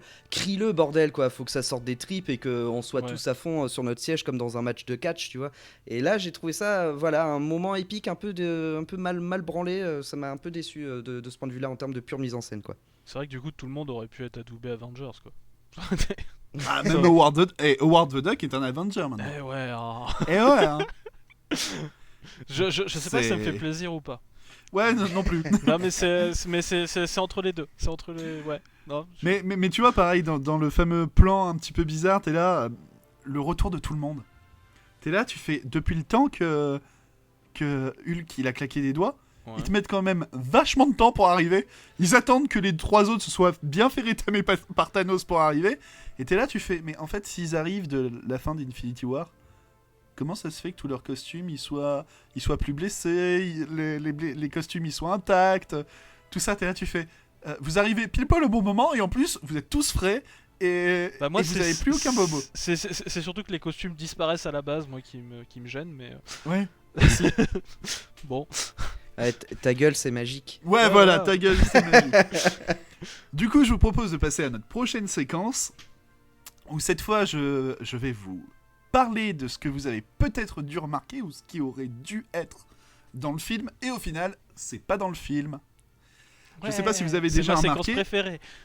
Je sais pas si vous avez déjà remarqué, mais en fait, la façon dont Black Widow elle meurt, qui a aussi été très controversée parce que le cul comme ça, les seins mis en avant et tout, le fait que Banner il ait le bras en épaule, que Captain America il ait le bouclier brisé et tout, et bien en fait tout ça a été fait pour ressembler exactement à la vision apocalyptique qu'avait Stark à la fin au début de l'ère d'Ultron. D'accord, j'avais pas remarqué. Et ouais, Ah. du coup ils ont fait exprès la hache enfoncée en plein dans la poitrine pour Thor et tout, c'est exactement Pour la le, vision. pour le bouclier, je m'étais dit, mais pour le reste, alors là. Donc voilà. La scène d'ouverture avec Hawkeye qui donne un cours de tir à l'arc à sa fille, et bien en fait ça devait pas être dans Endgame, ça devait être la fin d'Infinity War. Ah ouais, non, Ouais, c'est vachement mieux du coup que ça y soit. Ça me paraît logique, mais oui, je suis d'accord, c'est mieux que ça a été fait comme ça. Ouais, complètement. Comme Hawkeye était pas du tout dans le film, ils se sont dit c'est un petit peu Ouais. pas très logique qu'il y soit. Pareil, le Monsieur Hulk ou Professeur Hulk, ça dépend des versions, hein, vous l'appelez comme vous voulez. Et bien en fait, il était supposé être dans Infinity War. Et c'est pour ça que sur internet, on avait pu voir beaucoup de packaging de jouets qui montraient par exemple Hulk dans le Hulkbuster ou ce genre de choses. C'est parce qu'en fait, de base, il devait y être. Ça a été des reshoots de Infinity War pour remettre à la place Mark Ruffalo. Et en fait, ils se sont rendus compte que le ton du film Infinity War était très dark et que c'était un petit peu bizarre de mettre un moment happy pour un des personnages au beau milieu du film, alors que tout le monde était en train de pleurer, était super triste. Donc Ouais. du coup, ils ont fait, on le mettra plutôt dans Endgame. Et c'est pour ça que la fameuse scène avec Ant-Man et tout, qui est très problématique, ben en fait c'est du reshoot. Ils ont dû tout refaire parce que à l'origine, tout le monde savait déjà qui était Professeur Hulk. D'accord. Mais Voilà. en même temps, même pour le personnage, c'est mieux de le placer dans un truc où il a du temps pour changer psychologiquement, quoi. Je suis d'accord aussi. Ah, c'est plutôt cool qu'ils aient pensé à retravailler le personnage comme ça, parce qu'en plus, ce qui se passe dans Infinity War par rapport à Hulk est vachement intéressant, je trouve, le fait qu'il appelle Hulk et qu'en fait, comme il s'est pris une branlée au début du film, et du coup, il a pas envie de revenir, que son petit ego de monstre vert s'est fait, on a pris un peu pour son grade. Donc, franchement, j'ai trouvé ça très cool, cette version dans Infinity War. Par contre, j'aurais peut-être aimé avoir un peu plus. En fait, on passe vraiment du coq à l'âne. En fait, j'aurais peut-être aimé voir l'évolution de Hulk qui arrive à se Qui se fusionner avec bannerise. lui-même. Je suis parfaitement d'accord, mais du coup, je suis content que du coup, il l'ait enlevé dans un film où du coup, ça aurait été encore plus rapide. Là, au moins, on peut nous dire il s'est passé 5 ans. Oui, complètement. Mais après, Et ouais, du- j'aurais adoré la voir, ouais. Et du coup, Hulk s'est pris une grosse dérouillée par Thanos dans Infinity War. Et en fait, c'est le seul personnage à pas du tout reprendre sa revanche sur Thanos. Tous les autres prennent leur revanche, mais pas lui. Parce qu'il a le bras en écharpe et tout. Mhm. Et aussi parce que les frères Rousseau ont dit qu'ils ne savaient pas comment gérer la situation. Mm. Ils préféraient avoir les 3 iconiques, Captain America, Iron Man et Thor, face à Thanos, plutôt que d'avoir Hulk Bah, aussi. Enfin, moi, d'un point de vue symbolique, je trouve qu'il a eu sa revanche. C'est lui qui a tout annulé. Oui, c'est vrai. Ouais. Oui, Moi, au contraire, on montre que Hulk, du coup, il est plus sur le plan physique, mais plus Ah sur oui, le plan pas bête. spirituel. Paf, ce qu'il fait, c'est qu'il annule les conséquences et il va pas forcément à la baston. pas bête, pas bête. Enfin, c'est comme ça que je le vois. Ouais. Carrément. Non, mais grave. Je l'avais pas vu comme ça non plus, mais ouais. Je ne sais pas si vous l'avez vu passer sur les réseaux sociaux, mais on nous explique aussi qu'il devait y avoir l'actrice de 30 Reasons Why qui Ah oui, devait ça, j'ai être vu. dans une Ah des oui, scènes, ça. Une scène coupée, ouais. et elle devait jouer la fille ado-adulte de Tony Stark, Morgan Stark, et qui était donc là avec Tony au moment du snap, pour faire une référence à la scène de Thanos et de bébé Gamora. Et donc les frères Rousseau ont expliqué qu'en fait, c'est que quand on snap, on a la personne qui nous est le plus proche, qui est là avec nous dans la pierre de l'âme. Ouais, du coup, je suis un peu déçu de pas avoir vu Black Widow quand Hulk il a snappé. Ouais. C'est exactement ce que je me suis dit moi aussi. Parce qu'il manquait, justement, ça aurait pu Oui. résoudre plein de trucs, et notamment leur relation entre eux, de savoir où Ah, elle en ouais. était, et de, tu vois, avoir Eh quelques ouais. répliques et tout. C'est un peu dommage. Carrément même. Les frères Rousseau nous ont aussi appris que dans une version, dans l'une des toutes premières versions du script, en fait, c'était pas Captain America contre Captain America qu'il devait y avoir, mais Thor contre Thor. À Oh. l'époque de la bataille d'Asgard. Oh. Mais au final, ils ont trouvé ça beaucoup plus intéressant de faire les deux Grave. Captain America l'un contre l'autre. Grave. Ouais, et puis je trouve ça plus pertinent de faire référence à Avengers qu'à. Enfin voilà. En termes de référence qu'on doit choisir de montrer dans le film, je trouve ça plus pertinent de faire ça dans Avengers. Complètement. Pour continuer sur Thor 2, ça vous a peut-être étonné, mais on a vu Natalie Portman dans le film, dans Avengers Endgame, alors que cette dernière avait dit que c'était fini, plus jamais de sa vie. Ouais, et par contre, j'ai remarqué qu'elle ne parlait pas, qu'elle n'avait aucune réplique. Et bien parce qu'en fait, elle n'est pas dans le film. C'est des plans de Thor 2 ? Tous les plans sont des plans qui ont été coupés de Thor 2, qui ont Trop été bien. rajoutés. Ah, ils sont forts. Et tous les plans où on l'entend parler, en fait, elle est venue pour faire du voice-over. Ah. Et elle est quand même venue au tapis rouge, aux avant-premières et aux choses dans le genre. Ce qui sous-entendrait que quand même la relation avec Marvel va quand même bien mieux. Oui, ou un Ouais. petit chèque, ça fait des miracles. Hein. Voilà. C'est vrai que la carrière de Natalie Portman ces derniers temps va pas forcément au beau fixe, mais bon. donc Mais voilà. c'est vrai que ce moment-là m'a beaucoup fait rire, parce que quand je l'ai vu à l'écran, j'ai fait « Ah, trop bien, elle revient et tout, c'est cool ». Et puis Rocket Raccoon qui va pour chercher l'éther, du coup. Paf, Ah oui. on coupe, on arrive sur Thor, et après il arrive « Ouais, c'est bon, je l'ai !» Ok, d'accord, bon, bah on saura pas ce qui s'est passé, elle était juste là pour faire de la figure et c'est tout, quoi. Donc Un c'est petit un peu. peu bizarre. Il y a un personnage que les scénaristes et les frères Rousseau voulaient absolument dans le film et qui leur a été interdit par Marvel Studios. À l'origine, ils voulaient absolument que quand Thanos allait snapper les doigts, le tribunal vivant soit là. Oh. Et en fait, on leur a fait non mais attends, un mec avec 3 têtes, une entité cosmique bizarre et tout. Non. C'est un petit peu trop compliqué pour les gens pour comprendre. Ah ouais, mais j'aurais kiffé. Ah bah, en grand amateur de cosmique Ah que bah, tu Ouais, es, j'aurais oui, rien j'imagine. compris. J'aurais rien bité du tout. Voilà, ouais, mais mais pour le décorum, j'aurais kiffé. Mais pour le décorum seulement. D'ailleurs, en parlant de cosmique, si vous avez bien regardé, lors du groupe de soutien, vous avez l'un des frères Rousseau qui a fait de la figuration, mais il y a aussi un grand auteur de comics, celui qui a Jim Starlin, l'auteur du Gant de l'Infini, qui fait partie du groupe de soutien. Excellent. Il y avait Starlin. Ouais. Ouais, il faudra que je. Ah ouais, c'est l'un des seuls. D'accord. Je chercherai. J'ai beaucoup aimé d'ailleurs le bandeau à la fin avec tous les noms des auteurs de comics. Ah ouais. Ah, Ça, c'est- je savais qu'il n'y avait pas de scène post-générique, moi je suis resté pour ça. Et d'ailleurs, en parlant du petit snap, je sais pas si vous l'avez remarqué, mais dans le logo d'ouverture Marvel, on voit plein d'images qui défilent avec plein de personnages. Et c'est toujours les mêmes images d'un film à l'autre depuis qu'ils ont retravaillé le logo. Ouais. Et ben, dans le logo d'ouverture, tous les personnages qui ont été snappés n'y sont pas. Waouh. D'accord. Eh ouais, il y a du Ah, mais il travail. a vraiment bossé en fait. Hein. Ouais. Ah ouais, j'ai bossé.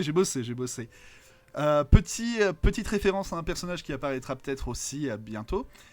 Au tout début du film, Natasha a donc un rapport avec différents agents, et il y a Okoye qui lui parle d'un tremblement de terre qui a lieu au beau milieu de l'Atlantique, sous l'océan. Et il y a beaucoup de personnes qui pensent que donc c'est une référence à Namor. À Aquaman. Mais le truc de la tornade d'eau, il y avait pas. Enfin, j'ai vu passer des trucs aussi par rapport à Namor là-dessus. Ben, il y avait déjà eu dans un je crois que c'est Iron Man 2 ou quelque chose dans le genre, Ouais. où on voit un tableau du monde avec un point qui est au beau milieu de l'océan et tout, et donc Ah il oui. devrait être Atlantis. Ah, mais je suis parfaitement d'accord, ça manque de slip vert là-dedans. Et, Ah oui, il en faut quoi. Le petit speedo et les petites ailes. Dans les acteurs qui étaient présents sur le plateau, mais bizarrement tu les vois pas dans le film, on peut noter la présence de Aaron Taylor Johnson, donc qui faisait Quicksilver, qui a été pris en photo sur les plateaux de tournage dans des scènes qui ressemblaient à des flashbacks de l'ère d'Ultron. Et bizarrement, pas du tout. Peut-être qu'à un moment il devait retourner là-bas. Peut-être, mais bon. Donc voilà, c'est des éléments que j'ai pu trouver sur internet et tout, qui ne sont pas dans le film ou qui auraient dû y être. Et donc voilà. Donc ça veut dire qu'on va se payer un Blu-ray avec des commentaires où il y aura énormément de choses à apprendre, où il va y avoir certainement une tonne de scènes coupées. Et je pense qu'il va y avoir moyen de parler de Infinity War et de Endgame encore pendant quelques petites années. Et ben si c'est comme pour le Seigneur des Anneaux, et au niveau des documentaires et tout ça, des trucs qui avaient été mis en plus, je suis partant. Ah, pareil. Du coup, messieurs, après avoir monopolisé la parole, je vais vous demander quelle a été votre scène préférée du film et celle que vous détestez le plus. Ok, alors je commence pas cette fois, comme ça j'ai le temps de réfléchir. À vous. Alors moi, j'avais déjà réfléchi. vas-y. Alors ma scène, celle que j'ai le moins aimée, je pense que c'est ce dont on parlait tout à l'heure avec la scène avec les nanas, quoi. Que j'ai trouvé très mal faite, très opportuniste. C'était vraiment histoire de dire, allez, on surfe sur la vague MeToo post-Weinstein et on va mettre des nanas, montrer qu'elles peuvent être badass. Sauf qu'on te fait ça en 10 secondes sur une scène qui est totalement dispensable dans le film. Donc je trouve que vaut mieux rien faire plutôt que de faire un truc bâclé comme ça. Donc j'ai vraiment trouvé ça vraiment nul. Ma scène préférée, par contre, c'est pas très longtemps après. C'est la scène peu avant le sacrifice de Tony, quand Tony regarde Doctor Strange, est-ce que c'est la bonne, est-ce que faut que j'y aille et que je me sacrifie, et on va tous être sauvés ou pas, et que Doctor Strange qui tend juste le doigt et qui fait 1, genre c'était la chance sur 2 millions, c'est celle-ci, vas-y mon grand, tu peux y aller. Ça, j'ai trouvé ça vraiment cool. Très bien. Du coup, SN. Ok, alors, la scène que j'aime le moins, ça va sans doute être un peu étrange, mais c'est la scène où en fait il tue Thanos la première fois. Ah ouais, si, elle est très bien, oui, très bien. oui. Il y a une charge émotionnelle dedans qui est forte. Ah non, si, elle est bien cette scène. Ouais, mais en fait, Je l'ai trouvé mortel aussi. je l'ai trouvé beaucoup trop rapide en fait. C'est vrai. par rapport, en fait, c'est censé être la conclusion du coup de celui d'avant. Je l'ai trouvé vraiment rapide en fait. Tac, on est en plein, et puis paf, puis c'est Thor qui fait ça. Enfin, je comprends tout ce qui est évolution, mais j'ai trouvé ça trop rapide. Ça m'avait beaucoup gêné. Puis c'est surtout qu'en plus, enfin, c'est un peu par défaut parce que il n'y a pas vraiment de scène qui m'a tant gêné que ça, à part éventuellement, je parlais du dernier plan où on les voit danser, où je pense qu'il faudrait pas.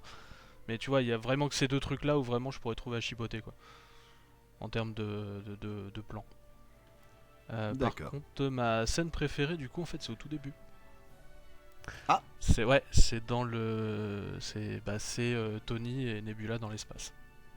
Ah, ouais. Ouais, c'était. Quand elle le ramène Ouais, quand sur son siège. Non, quand ils sont bloqués dans l'espace, qu'ils discutent. Ah, et qu'ils jouent Ouais, ils jouent, il y a Ah des oui, machins, oui. hop, ah tiens, oh, ils sont endormis, vas-y, je lui mets Ouais. je lui mets son petit blouson. Non, c'était assez intimiste, et au contraire, là, justement, j'ai trouvé que ça prenait bien son temps, ça mettait une bonne ambiance et tout, et justement, c'est c'est avec cette ambiance que je suis resté dans le film tout du long, et voilà. Je trouve que ça faisait une très bonne entrée en matière. On te montrait déjà que ouais, ça allait sans doute continuer à chauffer pour Tony et tout ça. Non, moi j'ai beaucoup aimé cette entrée en matière.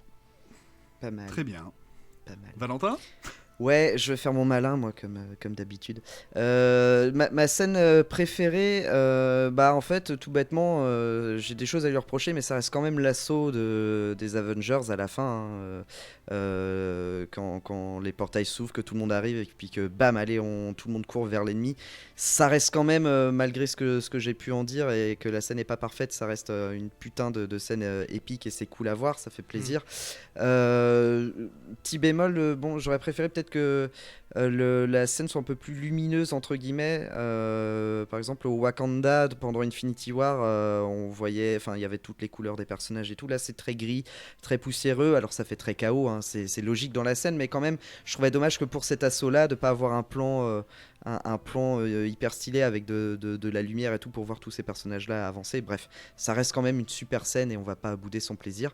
La scène que j'ai le moins aimé, c'est le sacrifice de Black Widow, qui est trop long, trop, je sais pas, il y a des choses qui marchent pas. Faudrait que je la revoie pour savoir clairement ce qui m'a gêné. Au-delà de ça, il y a vraiment le fait que effectivement ils arrêtent pas de se tirer dessus 2-3 fois, au bout d'un moment t'as compris, et je trouve ça même dangereux, même pour eux en fait. Du coup, si vous en êtes à vous tuer, est-ce que ça va marcher? Enfin, tu vois.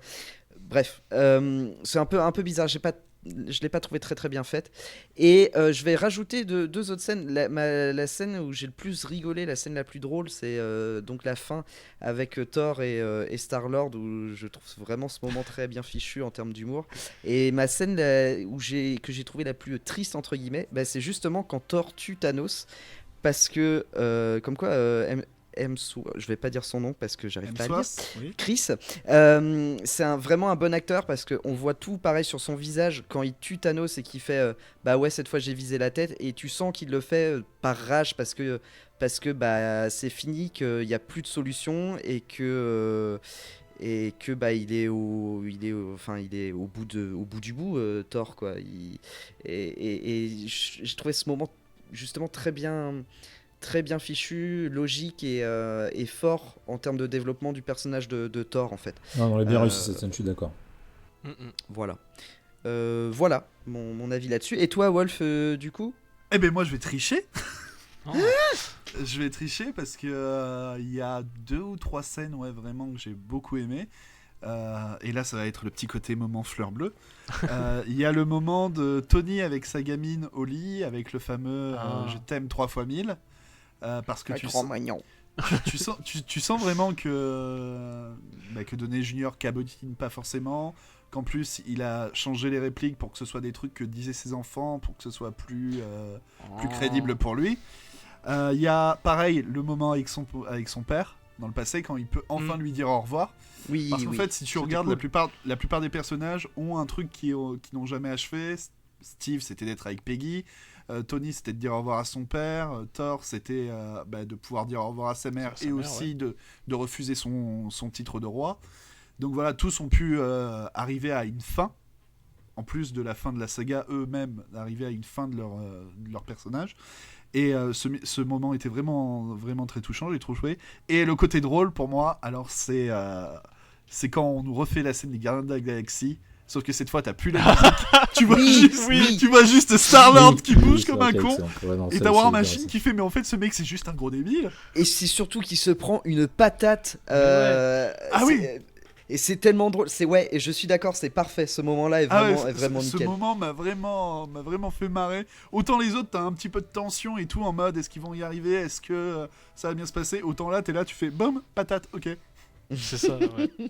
Mais en même temps, c'est parce que la tension, elle est ailleurs à ce moment-là. Oui, voilà, la tension est sur Avenger 1 et Manhattan. Mais voilà. Et la scène que j'ai le moins aimée du film, pour moi, c'est les 20 dernières minutes. Parce que... 20 carrément?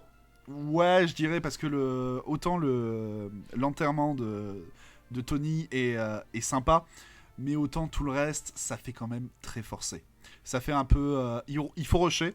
C'est bon, le film il a fait 3 heures et quelques, allez, faut rusher. Et puis t'as des trucs qui sont un peu dommages. Quand tu réfléchis, oui, Sam, ça a quand même un certain sens, mais d'un point de vue narratif, t'as plus de choses à pouvoir raconter avec Bucky en tant que Captain America, qu'avec Sam qui est quand même lisse. Et puis autant dans les comics ça a un sens, parce que Captain America est ami avec Sam depuis des années, autant là ils se connaissent depuis 4 ans. 7 mois. Oui, si tu prends les 5 ans, mais ils étaient pas ensemble. Mais voilà, c'est vrai que ça paraît un peu bizarre. Bon, après, les frères Rousseau ont expliqué, ouais, ils ont les mêmes valeurs, ils se retrouvent un petit peu pareil. Et puis Bucky, c'est toujours dangereux, il pourrait toujours se faire pirater, se faire tout ça. Et puis Bucky, je crois que c'est toujours un terroriste aux yeux de la nation. Tu vois, un peu, mais bon, un petit peu comme quand dans les comics il porte le costume. Ah oui, non, mais ça c'est pas... Voilà.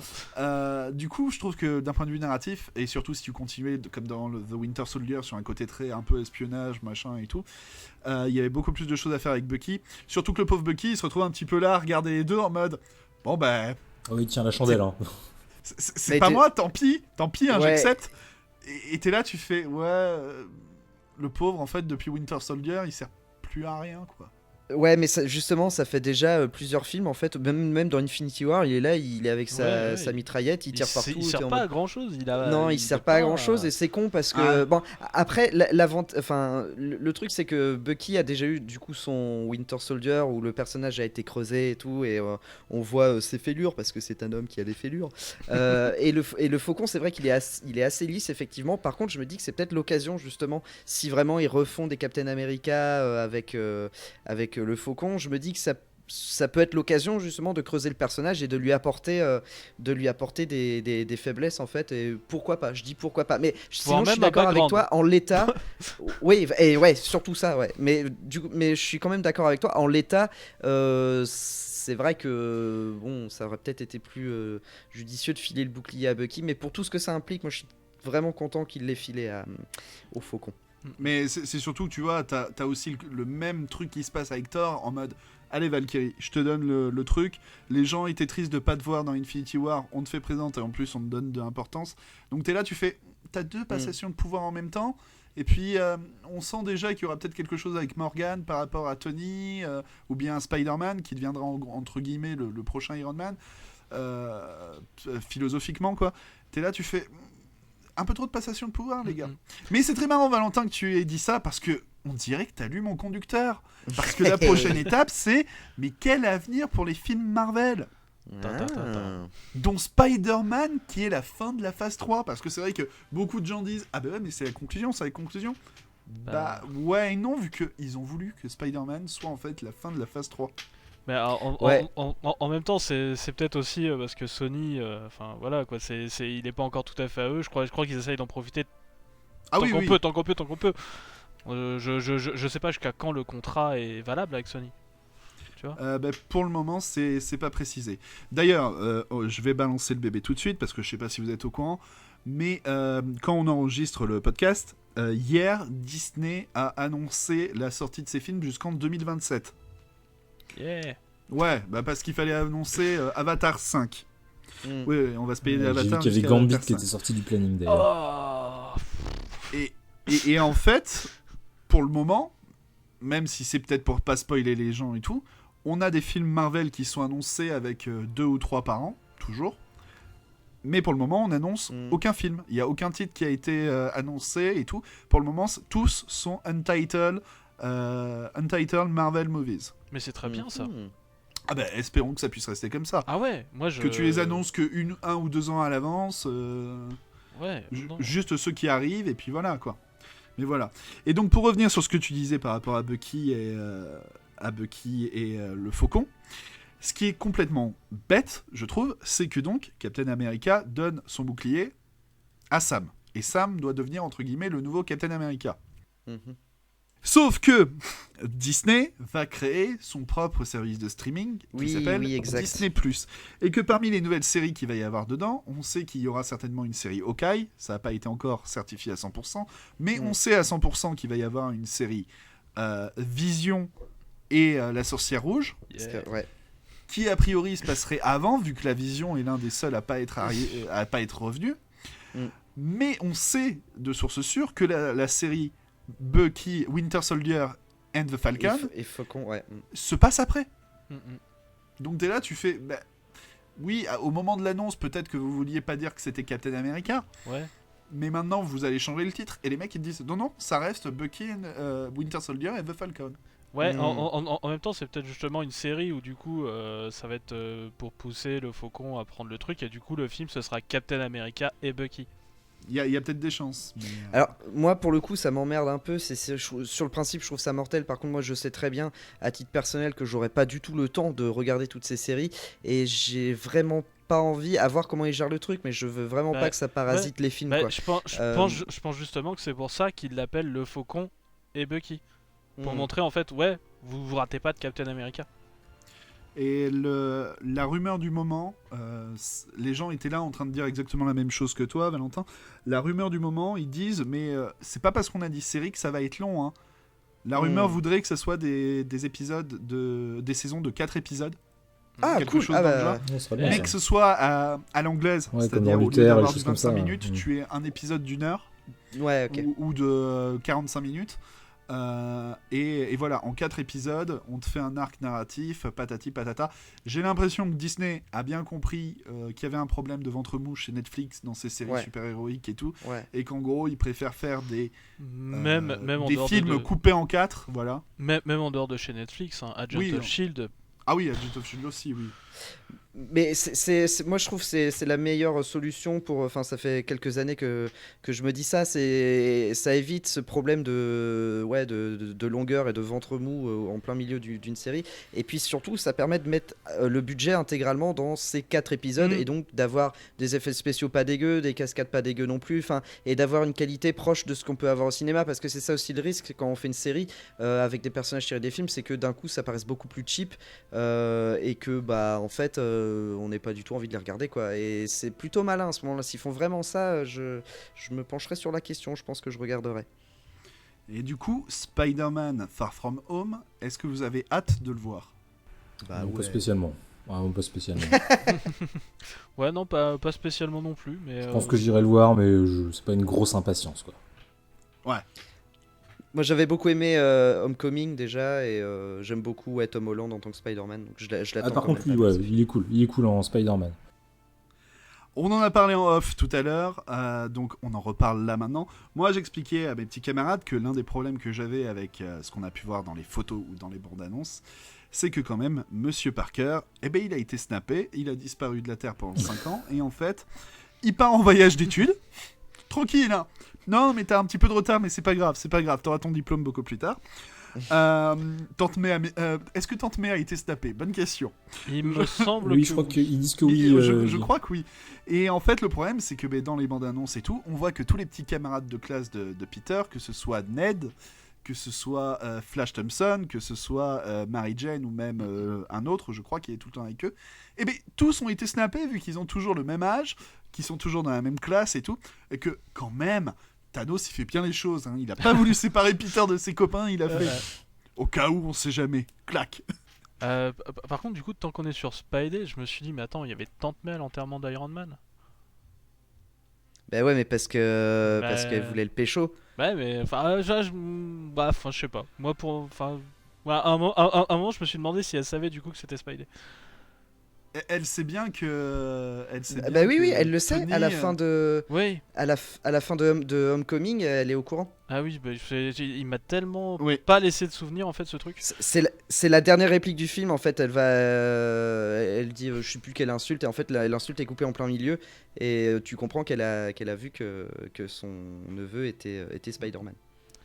Donc voilà, c'est pour montrer que du coup non, le prochain je suis bof, ça va pas me... Mais d'une manière générale, il y a plusieurs personnes, on peut parler par exemple chez nous de Beaumasque, qui ont dit par exemple que Endgame ils ont vachement aimé, mais que pour eux c'était la fin. Est-ce qu'il y en a parmi vous qui pensent que ils vont arrêter après, ou vachement moins aller voir les films pour la suite? Bah moi limite c'est plus le contraire, comme je disais un peu tout au long du truc. Au contraire, je suis peut-être même plus à aller voir justement les films prochains. Ouais. Mais après je crois que je continuerai à faire ma règle de pas aller voir une origin story. Mais donc Black Panther 2, Doctor Strange 2, ouais. T'es preneur? Bah d'accord. Beaucoup plus que ce que j'ai pu faire par le passé. Après est-ce que ce sera une bonne décision ou pas, je verrai sur le moment, mais ouais. Après, mon cas est assez particulier. Et vous autres?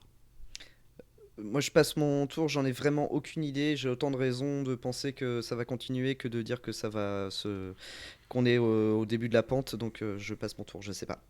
Bon, moi je pense que je continuerai à faire comme je fais déjà, c'est-à-dire sélectionner. Je vais pas tout voir. Tu vois, les Ant-Man, j'ai fait l'impasse dessus. Captain Marvel, j'y suis vraiment allé parce que y a un pote qui m'a forcé la main. Non, je fais des choix, je pense que je continuerai à les faire comme ça.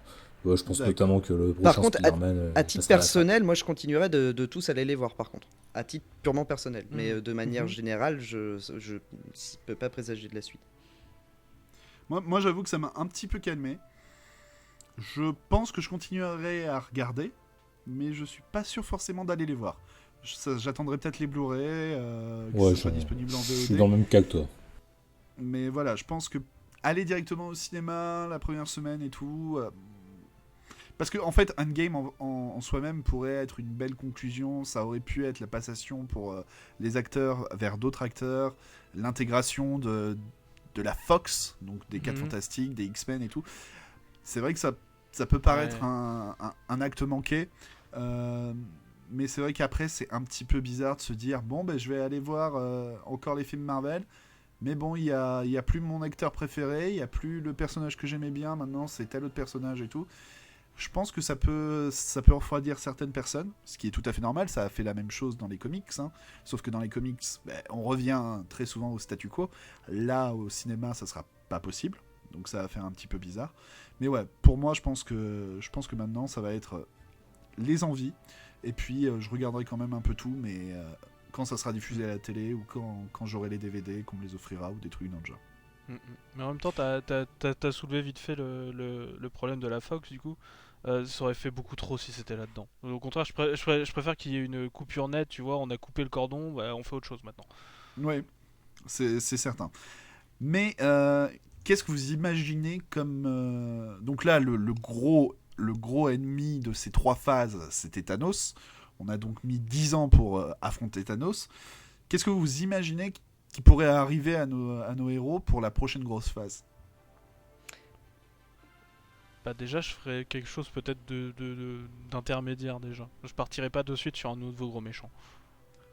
Oui, il faudrait mettre de la mise en place comme avec Thanos. Ils vont laisser le temps, je pense, de... Ouais, voilà. Ouais. Ils vont laisser quelques films avant de teaser. Mais je pense qu'ils savent déjà sur quoi ils vont, hein, avec les Éternels et tout ça. Oui, je pense qu'on va aller sans doute vers du cosmique. Je pense. Moi, je vois bien un truc genre Secret Wars, peut-être, quelque chose comme ça. Ça serait stylé, ça. Ouais. Une réinterprétation de Secret Wars. J'aurais dit un truc peut-être aussi avec Galactus. Ouais. Alors, Secret Wars, Galactus, moi je mets mon billet sur Kang. Ah, on a déjà eu du voyage dans le temps. Il est pas mal Kang. Kang, c'est... Enfin, ouais. On reste après dans du voyage dans le temps et tout ça. Ouais, Kang ce serait quand même compliqué, il est pas... Moi, Kang, je le vois en méchant d'un film pour un héros, en fait, voilà, mais pas un méchant régulier, ouais. Non, ou même un comme à Avengers, l'ère d'Ultron, où il y a que ça, ok. Ouais, c'est ça, ouais. Mais voilà, mais moi, ouais, non, il a pas les épaules pour un... Non, mais Galactus, c'est pas une mauvaise idée, hein. Galactus, ce serait stylé. Hein. Ouais, Galactus, c'est vrai que ça peut être le moyen d'amener la Fox. Ouais, puis c'est le moyen de... Ouais, c'est ça, tu ramènes les 4 fantastiques, un film surfeur d'argent, bordel de merde, ce serait tellement bien. Ah oui. Oui. C'est sûr que ça pourrait être vraiment sympa.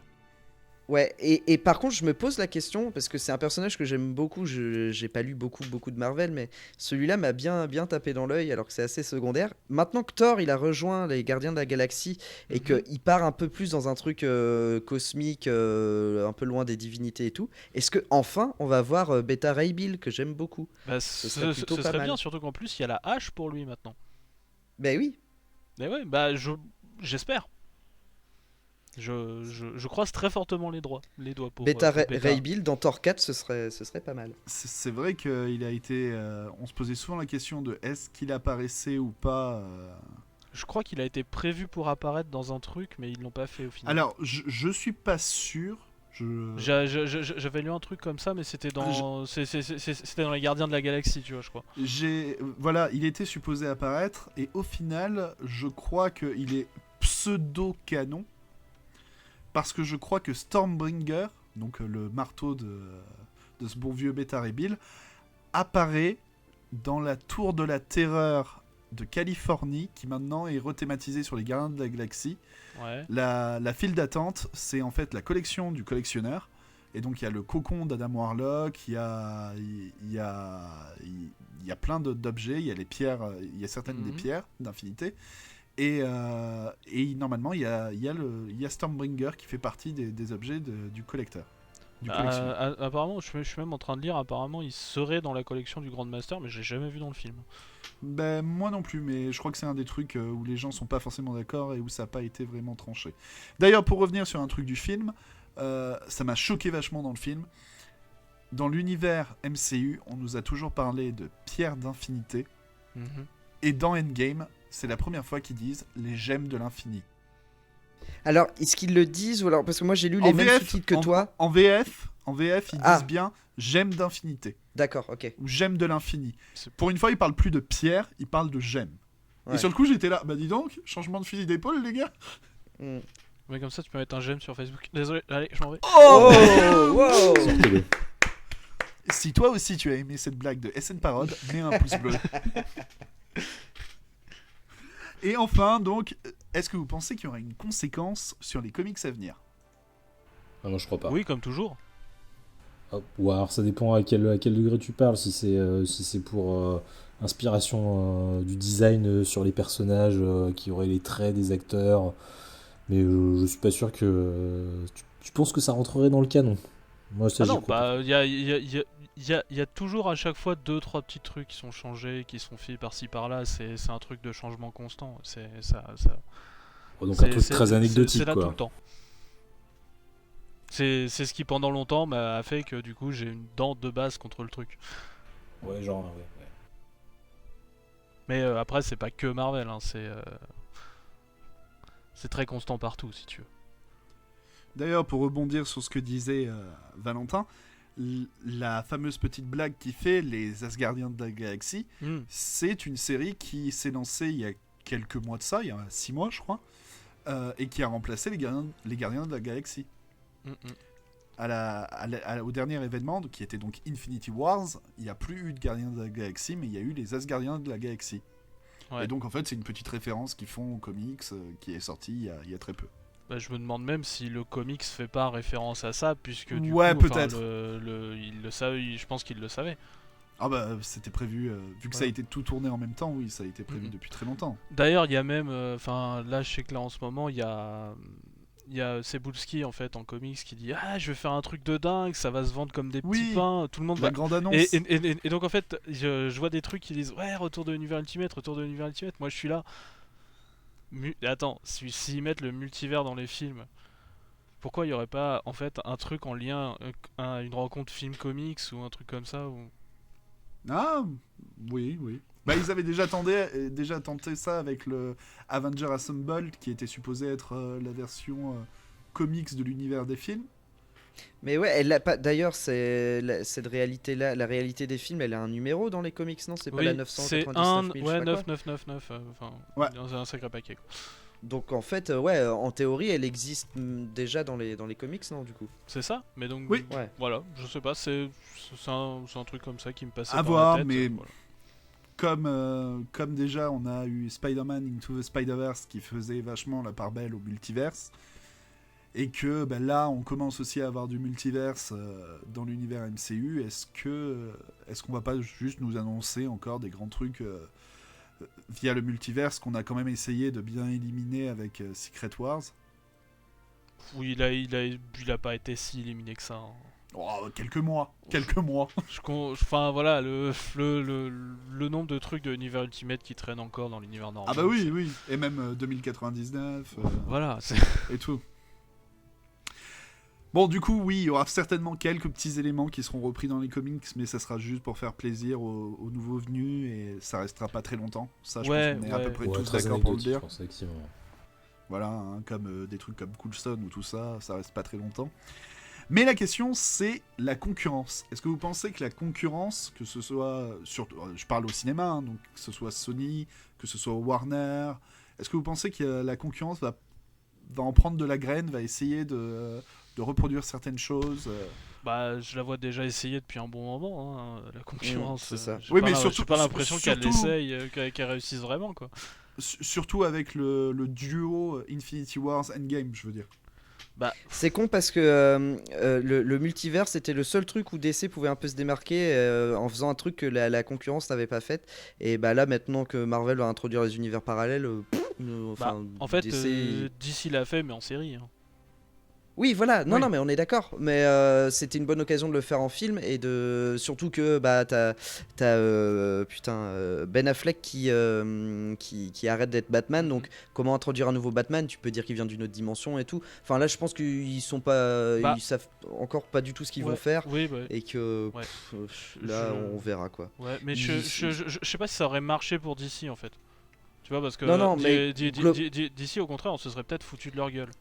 En fait, on va voir vis-à-vis de Joker, hein. Si jamais Joker rencontre du succès, je pense qu'ils vont définitivement arrêter le multivers chez DC, quoi, et faire des films qui se répondent à peine, parce que dans Shazam, il y a une référence à Aquaman et tout, mais ça va s'arrêter là.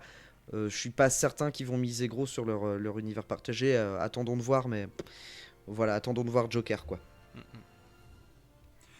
Très bien, messieurs. Est-ce que vous avez encore quelque chose à dire sur ce grand film qui était Avenger Endgame ? Je crois que c'est bon, j'en ai pas dit beaucoup, mais j'étais efficace. Ouais, non, je crois que j'ai pas grand chose à rajouter, non. La même. Donc dans l'ensemble, si j'ai bien résumé, la plupart d'entre nous avons aimé le film, avons passé plutôt un bon moment. C'est pas forcément le grand film classique comme on peut vous le vendre sur Twitter. Ce n'est pas le film de trop, le film le plus horrible du MCU comme on peut essayer aussi de vous le vendre. Au final, c'est un film qui permet de passer un bon moment, qui répond aux attentes de la plupart des gens et qui sert d'une bonne synthèse du MCU. Est-ce que vous êtes d'accord avec ça ? Tout à fait d'accord. Oui. Oui. Faut garder ça, c'est un divertissement. Il remplit son job, il fait le taf. Allez-y, si vous aimez Marvel, vous serez pas déçus. Si vous êtes déçus, si vous êtes des cons. Hein. Bon bah ça c'est fait. Sors de ce corps, comics grincheux, sors de ce corps. J'avoue. J'avoue, je me suis inspiré. C'est ça. Tu es notre caution sourire aujourd'hui. Très bonne imitation. Voilà, si vous voulez d'autres avis, n'hésitez pas à aller lire la critique que Comics Grincheux a écrite sur lescomics.fr, puis les 350 000 critiques que vous pouvez trouver sur YouTube, sur Internet, en podcast ou autrement. Dans tous les cas, on espère que vous avez passé un bon moment en notre compagnie, dans ces presque 2 heures de discussion qu'on a pu avoir autour du film. On a voulu vous apporter quelque chose d'un peu plus vaste que simplement « on a bien aimé, c'était cool, le marteau, c'était marrant ». Donc voilà, j'espère qu'on a réussi. N'hésitez pas surtout à aller dans les commentaires et à vous aussi répondre aux questions que j'ai pu poser à mes camarades, à savoir quelles étaient vos scènes préférées, qu'est-ce que vous pensez, est-ce que vous pensez que le phénomène Endgame va continuer, ce genre de choses. N'hésitez pas à répondre, ça nous intéresse. Et puis je vais laisser le mot de la fin à mes invités. N'hésitez pas à rappeler vos réseaux sociaux, à rappeler votre actualité et où est-ce qu'on peut vous retrouver. Et je commence par Valentin. Ok, et ben vous pouvez me retrouver sur YouTube. En vrai, il y a des choses qui vont arriver dans pas très très longtemps, avant l'été normalement. Donc un prochain ciné mini, voilà, sur le meilleur film d'animation de tous les temps que j'ai teasé il y a presque 6 mois maintenant, voire même plus de 6 mois. Mais voilà, il arrive, il est bientôt terminé, donc vous pourrez le retrouver sur ma chaîne YouTube V pour Valentin. Et vous aurez aussi des infos très bientôt sur le court-métrage adapté de Foxboy que je prépare. Et j'aurai besoin de vous puisque il faut le financer et que je vais vous piquer tous vos sous, voilà. Et puis sinon, bon, écoutez, c'est déjà pas mal. Hein, et voilà. ton Twitter ? Et mon Twitter, V pour Valentin aussi, ouais, sur voilà. Twitter où je parle un petit peu, ouais. Très bien. Mon cher Prime Sinister, à ton tour. Alors moi, vous pouvez me retrouver sur Twitter @CharlesHtran et vous me retrouvez sur le site lescomics.fr sous le pseudo Prime Sinister. Notamment, j'ai un gros article qui doit bientôt paraître sur le jeu de société Batman qui est arrivé chez les gens qui l'avaient commandé sur Kickstarter il y a quelques semaines. Ah, intéressant. Du coup, il nous reste SN Parode. Bah moi, vous pouvez me retrouver sur Facebook et sur Twitter. Alors du coup sur Twitter c'est Parode SN, c'est comme ça. Et donc sur ma chaîne YouTube donc SN Parode et aussi sur lescomics.fr puisque je vais peut-être faire 2-3 trucs dans les jours, dans les temps à venir qui vont être plus liés au collectif, notamment la reprise peut-être à la présentation d'un certain podcast. Mon Dieu, du teasing. Je me sens Voilà. tout teasé. Et sinon, je suis le type qui est censément en vacances, en tout cas qui l'a annoncé à un moment qu'il était en pause et qui en fait finalement au vu de tout ce qu'il est en train de faire, en fait je vais sortir plus de vidéos que ce que j'ai fait pendant tout le temps où j'étais pas en vacances. Eh ben dis donc voilà, ça promet. Vous en faites ce que vous voulez, c'est comme ça. Ça promet. Et bien pour ma part, vous pouvez me retrouver sur Twitter avec 4_Wolf 4_, parce que ça aurait été trop simple sinon. Ah ouais. Vous me retrouvez aussi sur la chaîne Wolf in Motion, où très bientôt vous allez avoir le prochain J'ai lu des comics, et surtout vous allez avoir le prochain Cartoons in Motion, où je vais vous parler des Tiny Toons. Si j'arrive à le finir. Mais voilà, d'ici là, il y aura encore pas mal d'actualités, il y aura pas mal d'articles sur lescomics.fr qui vont sortir, pas mal de critiques, de reviews, de gros articles, de podcasts.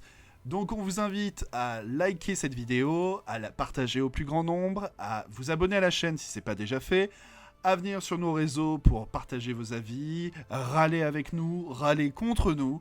N'hésitez pas, on est toujours prêt à discuter avec vous et on espère que vous avez passé un bon moment. D'ici là, on vous laisse et on vous souhaite une bonne fin de journée ou une bonne fin de soirée, dépendant de quand vous écoutez ce podcast.